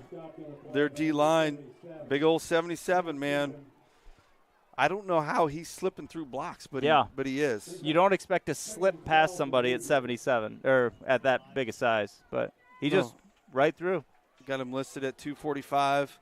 That seems small, doesn't it? He moves well, though. I mean, Yeah. I think that's probably appropriate. I guess he's not as tall as Sullivan. He's not bulky by any means. He's solid. Oh, that's a flag. What is going on here? Titus was not set. He was kind of doing Canadian football, getting the old running start going forward. Well, and like on the snap, Miller didn't move at all. He just letting everything happen. And maybe the center snapped it before everybody was ready. That could be. That definitely could have happened. Although Jordan clapped for the ball, unless it was supposed to be on the second clap. Yeah. But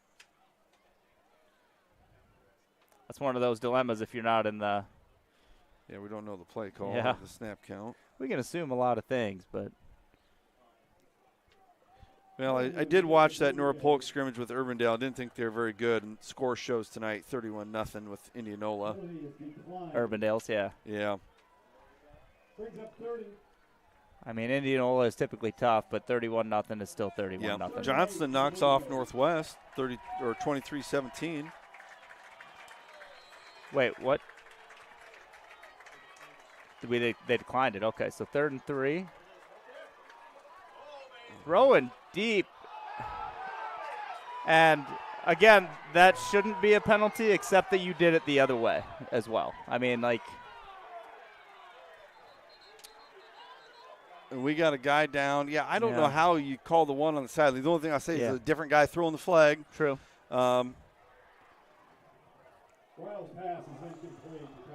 Titus has got to calm himself down. We definitely don't need a 15-yarder here. Yards are pretty important right now because now we're looking at a field goal can beat us. Yep. And so we don't want to give up a free 15. That was Winger on the cramp that time. So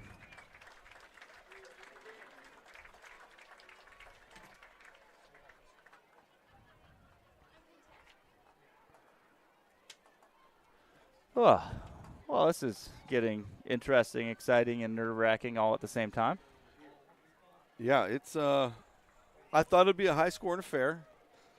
Yeah. And we've got there. It's been a little unorthodox.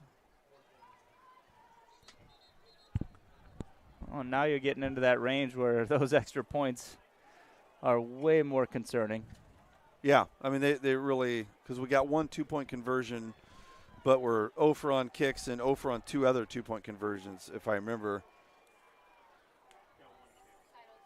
And we got 1 kick.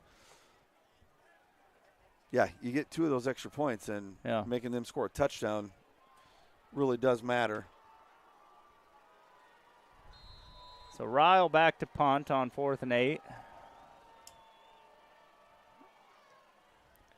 I tell you, the more opportunities he gets to punt, the nicer he's. Well, and I'd kind of like our upbacks to slide up just a little bit because they're we got a flag right here. not getting missed by much. Hold. It's going to be a hold on North Polk. It looks like, Okay. which is really a killer when you don't field the football. So if that's the case, that's going to put him back at about the 20.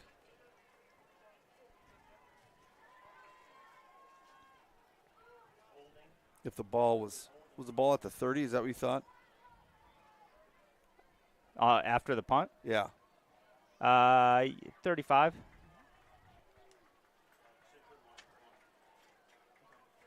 $30. Let's see. Oh, he is standing on the 30. There you go. Got a hold. All right. Well, that's nice. Well, going to make him earn it.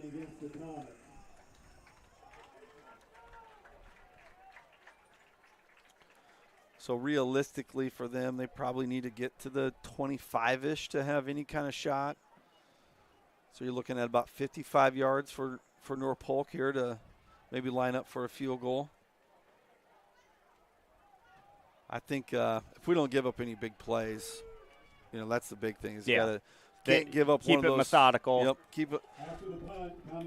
Keep those throws in front of you. They do have 2 timeouts left. Yeah. Twins left, twins right.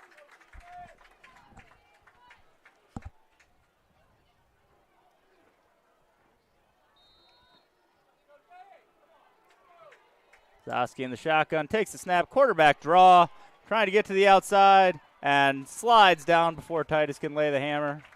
He did a nice job of avoiding a big hit there in going to the ground. Yep. I think he saw Titus coming, and that was not going to end up well. For a yard, brings up 2nd and 9 for the Comets. So now trips left. One guy high to the right. Tate going out for a bubble screen look. Gets there. Has the edge, and high tackle. High tackle. I was worried they were going to throw a horse collar, not because I necessarily thought it was one, but there's always a risk you get flagged. Well, Tate can scoot a little bit, and really nice blocking outside there by the wide receivers to set that play up. Get that initial first down here for the Comets on this drive.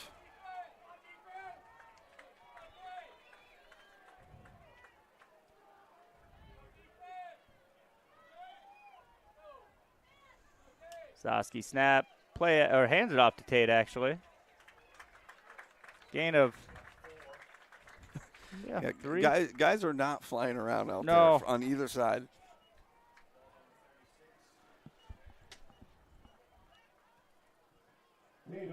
No, this looks like North Polk is attempting to make this the final drive. It probably is going to be. I mean, the way with 3.5 to go. Yeah, this is probably it. Tate keeps it. Batney comes back. A little short, 3rd and 1 or 2. Yeah. Cramp again.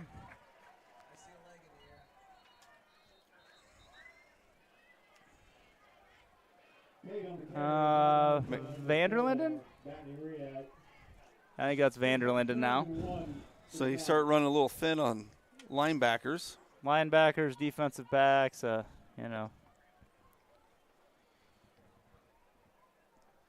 Got coaches. You want to line them up? Not short there. Reed's over here jogging a little bit. Oh, that's a good sign. I think at this point, I don't know if it's worth running that risk of a guy cramping up in the middle of a play. I think offense maybe more than defense. Right, 100%. You can throw him out there on O. Whether even if he's a can't, decoy. Yeah, even if he can't do anything, he's still kind of a decoy. Well, and typically, right, if you get him out there on offense and you line up man on man and he goes down with a cramp, chances are it's incomplete or maybe it's a deep interception. Yep.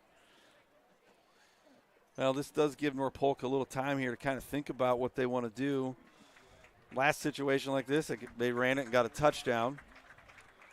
I could see the play action here as well. I'm kind of thinking that's the way you roll. You run play action and take a shot at the deep ball, and if you don't get it, you come back and you run it. Yep. I mean, you haven't It's got easy to stopped. say that when Yeah. we're up here, and there's no consequences for us. I mean, Tate hasn't had a negative carry in his last, 10. So, heavy wing backs on both sides. Handoff, Tate up the middle, and a great play in the backfield. Is that Cole Miller? You jinxed him. I'm Cole- okay jinxing him. Cole was blitzing on that one, shot through the open gap, and made a play right at the line of scrimmage. So 4th and 1, they have no choice but to go for it here. I mean, you could punt. You got 2 timeouts, but I think you Yeah. got to. You got to go. What you don't want to do is take too much time here and end up using a timeout. Right, and they just ran somebody in late. They're going to have to use that timeout. Yeah, that wasn't ideal because if you don't get it, you still have time with 2 timeouts getting a stop. So 4th and 1, 2:35 on the clock. 1 timeout remaining for the Comets, 2 for the Blue Jays. Probably want to go on first down. Defense isn't ready, or try going on 2 to draw them off. You don't go on 1, right? You Nope. either try to get their Yep. snap off first or try to draw them off. But I would imagine we might see something like we saw down on the goal line where they brought an extra guy in to the box with the tight end. put Sullivan in there and another tight big guy. and Sullivan at the H-back. Yep. Was that 9? Was it Feldman that came in as the – Not for sure who it was, but they brought a little extra beef in. All right, so Tate's back there.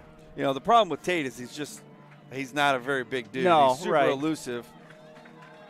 So Foster's in front of Tate. They look like they're going to line up under center, which they never do, really. I mean, there hasn't been a lot of that. It could be QB sneak. I mean. I don't know. I think they're giving it to him. They're giving it to him. Yep, guy on the top's going to be the mark. Okay. I wonder how many plays they have out of the eye. That's it. That's the whole lot. Just got the short yardage special.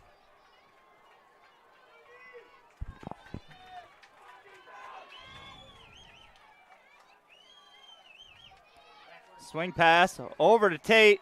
Good blocking again. Yeah. Gets to the edge and brought down after a big gain.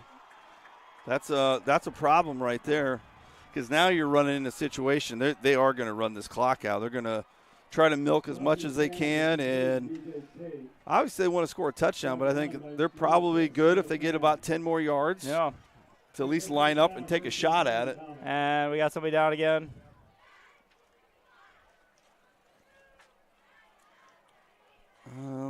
BJ Tate's having a heck of a game, too. Well, he's elusive. Yep. He is squirming back there.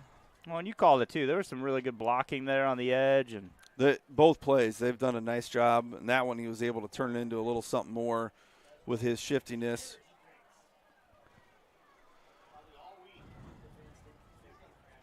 Who do you think it is? Well, again, it gives North Polk here a little bit of time to think about what play they want to dial up. They're at the 32. What did he make earlier, Patrick? A 41? Yeah, that's Aiden McDonald. Yep, 41-yarder earlier. So they need about 10 more yards to get in that range. He missed one that was closer. Yep. But he's proven that he can kick. All right, who do we roll out there now? So Falsgraf is back out there on the high side. Looks like. And Nolan Fellers is trying to. Well, Nolan Fellers is not in. 10. Never mind. Albright's in. A lot of space down here on this side, one-on-one. Yeah. Batney looking to come hard off the edge. Play action. Zoski going deep, trying to get it off to Falsgraf, and that's into the end zone for a touchdown. Mannock again. Now, that was the concern. it's just hard to be 100% after you start cramping. And Manick shows his speed there. Problem for Comets, they might have scored too quickly. So we got a a chance. Got a 4-point play. I would assume they're going for 2 here. I mean, you have no reason to go for 1. They're kind of scrambling with personnel.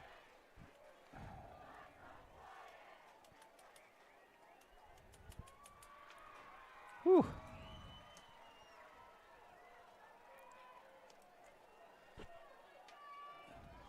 How many yards you got for Manick? Well, he's only got 3 catches. Yeah, they're all like 70. Yeah, that one wasn't 94, 70. 96, 126. Okay. Brought down. So 39-43, Blue Jays fall behind here. 2-point conversion attempt is no good. On the carry was number 1, Brock Miller. And Blue Jays have 2 minutes and 4 seconds to make a game-winning drive. And we got to score a touchdown. Touchdowns only. Yep, that's the big thing. We can't line up for a field goal. Got to get the ball in the end zone. You know, really, we scored the first touchdown of the second half, and the Comets have owned it since then. I mean, we have that one Ryle to Cram touchdown right at the end of the third that was so quick that otherwise it's punt, defensive touchdown, punt. Yeah, since that score, it's been 33-7 or 6 or 8, whatever we did with that extra point. Yeah, that's a pretty big run. Yeah. And we we didn't punt a whole lot last year, so it's been kind of a lot. And really, just need a big play here.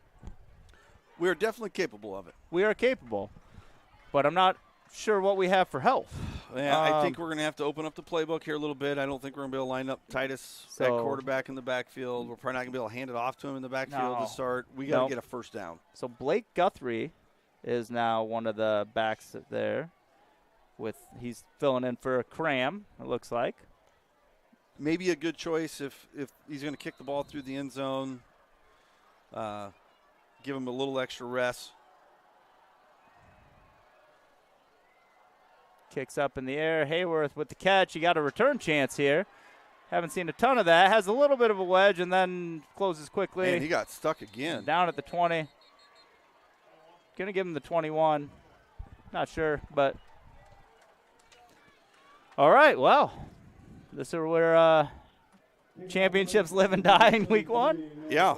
I mean, not really quite to that extreme, but it really does kind of set the precedent of what type of team are you. Are you the team that can find something here? I do not like our body language. We got a lot of guys that are, and granted they are tired, but they look like a team that's defeated, and you got plenty of time left to score. Yeah. We've had got plenty big play of potential. 1, 2, 3 play drives. You just got to go out and make a play. Falsgraf and Cram to the high side. Oh, that's probably a flag. We broke the huddle with 12. Ryle throwing deep. Wide Has open. landed Corey just over his reach. Boy, I don't know how we got away with that one. Right. Yeah, we definitely broke the huddle with it.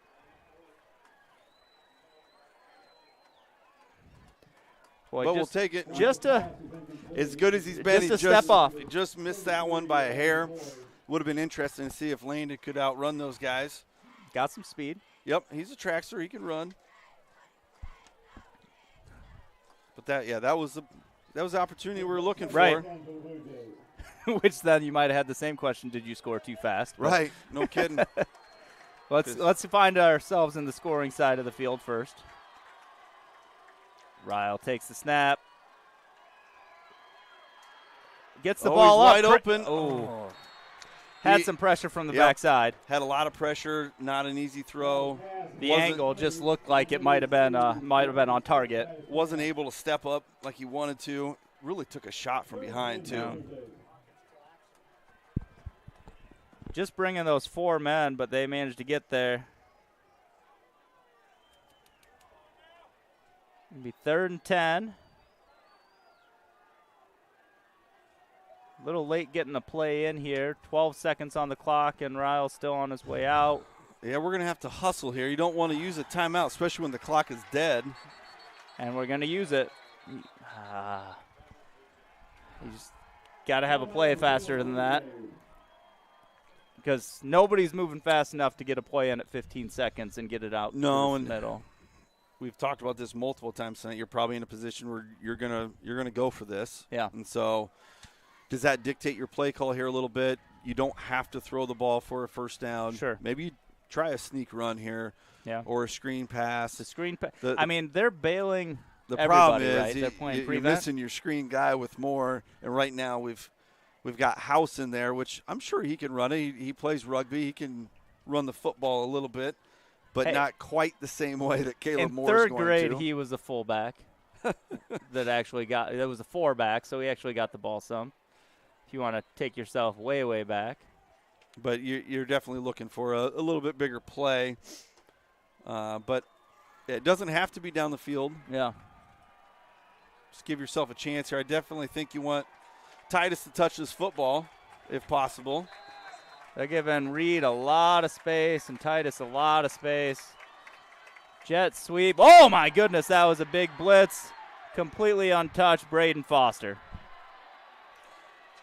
It's probably one of those things they assumed, hey, they're not running jet sweep. And he timed that thing up perfectly. We didn't have a guy for him. Completely uncovered. Good play call out of them. Good execution. Yeah, he just came right through. And now this is it right here. You got to dial up your 4th and 20 play. Yep. I don't know at this point though. Do you throw the ball high to Falsgraf? I don't think you can throw it to him right now. I don't think he's just not him. No, but nobody is. I think Falsgraf is cramping. Cram is cramping. I'd throw it to Titus probably. The problem is, I'm guessing he should be. He was triple covered last time, right? He should be double teamed. Right? Yeah, I mean he should be. So the other dilemma, which you had come up earlier, is even if there's a pass interference, it's not a first down. No, yet. it's not. Nope, it's not. You're going to have to get 18 yards here.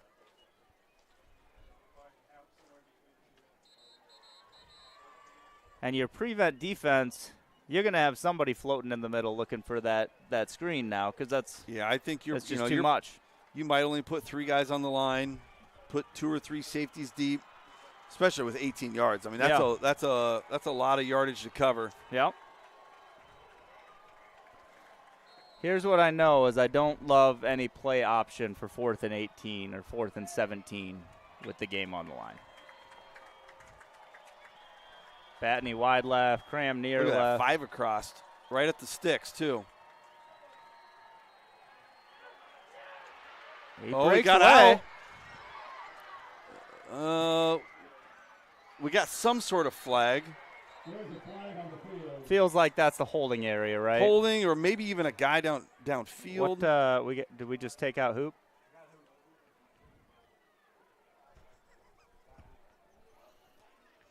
Hopefully Christian Hooper's okay. Flag is on the Blue Jays. That's going to be declined. Turnover on downs. Comets ball. Oh. Just add it to the list of injuries tonight. Yeah.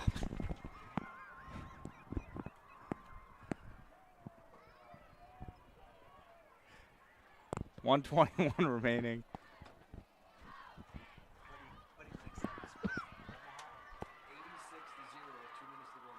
Wait, what was that? 86-0? Ooh. Oh, the Nebraska score 86-0. So when you think your day is bad, it could be worse. No timeouts here. Going to see 2 knees here out of the Comets, and that'll be all she wrote. What a game. It was exciting. It's not the outcome we were looking for, but it's exciting. For sure, and hopefully we can get out of this thing unscathed. Hopefully Caleb Moore is going to be okay. Most of those other guys are just cramps. Yeah. But you kind of hope mentally they're okay. But, in the long term, it might be what's good for him. I think our swagger was probably at an all-time high. Yeah. And you get knocked down a little bit, and sometimes that's a good thing. You got to refocus, get relocked in, and a lot of credit to the Comets here. 32-10 could have easily called it quits.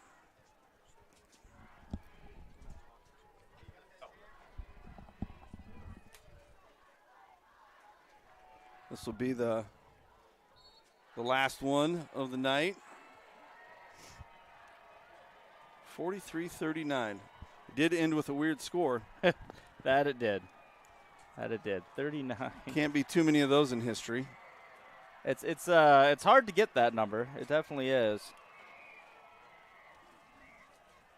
Well, I'll tally up some stats as you can relive. I don't know.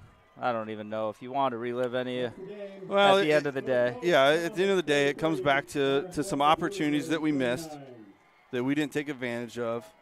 Especially early on, we had 2 turnovers that gave North Polk some chances, which they didn't really actually utilize a whole lot. Only got 3 out of those 2 turnovers. We talked about at the beginning, did our depth maybe cost us this one a little bit, or not playing guys more, getting guys subs? That's definitely a possibility. I mean, there's also there are just guys that you can't man up, and really the guy that took it to us was Colt Mannock. Maybe that speed was just too much to play man on. Yep. I mean, they definitely struck that a couple times. But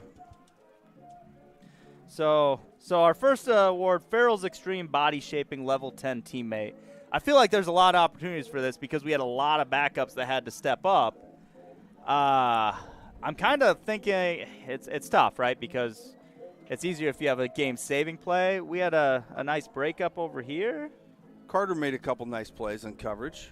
I feel like that's a good opportunity.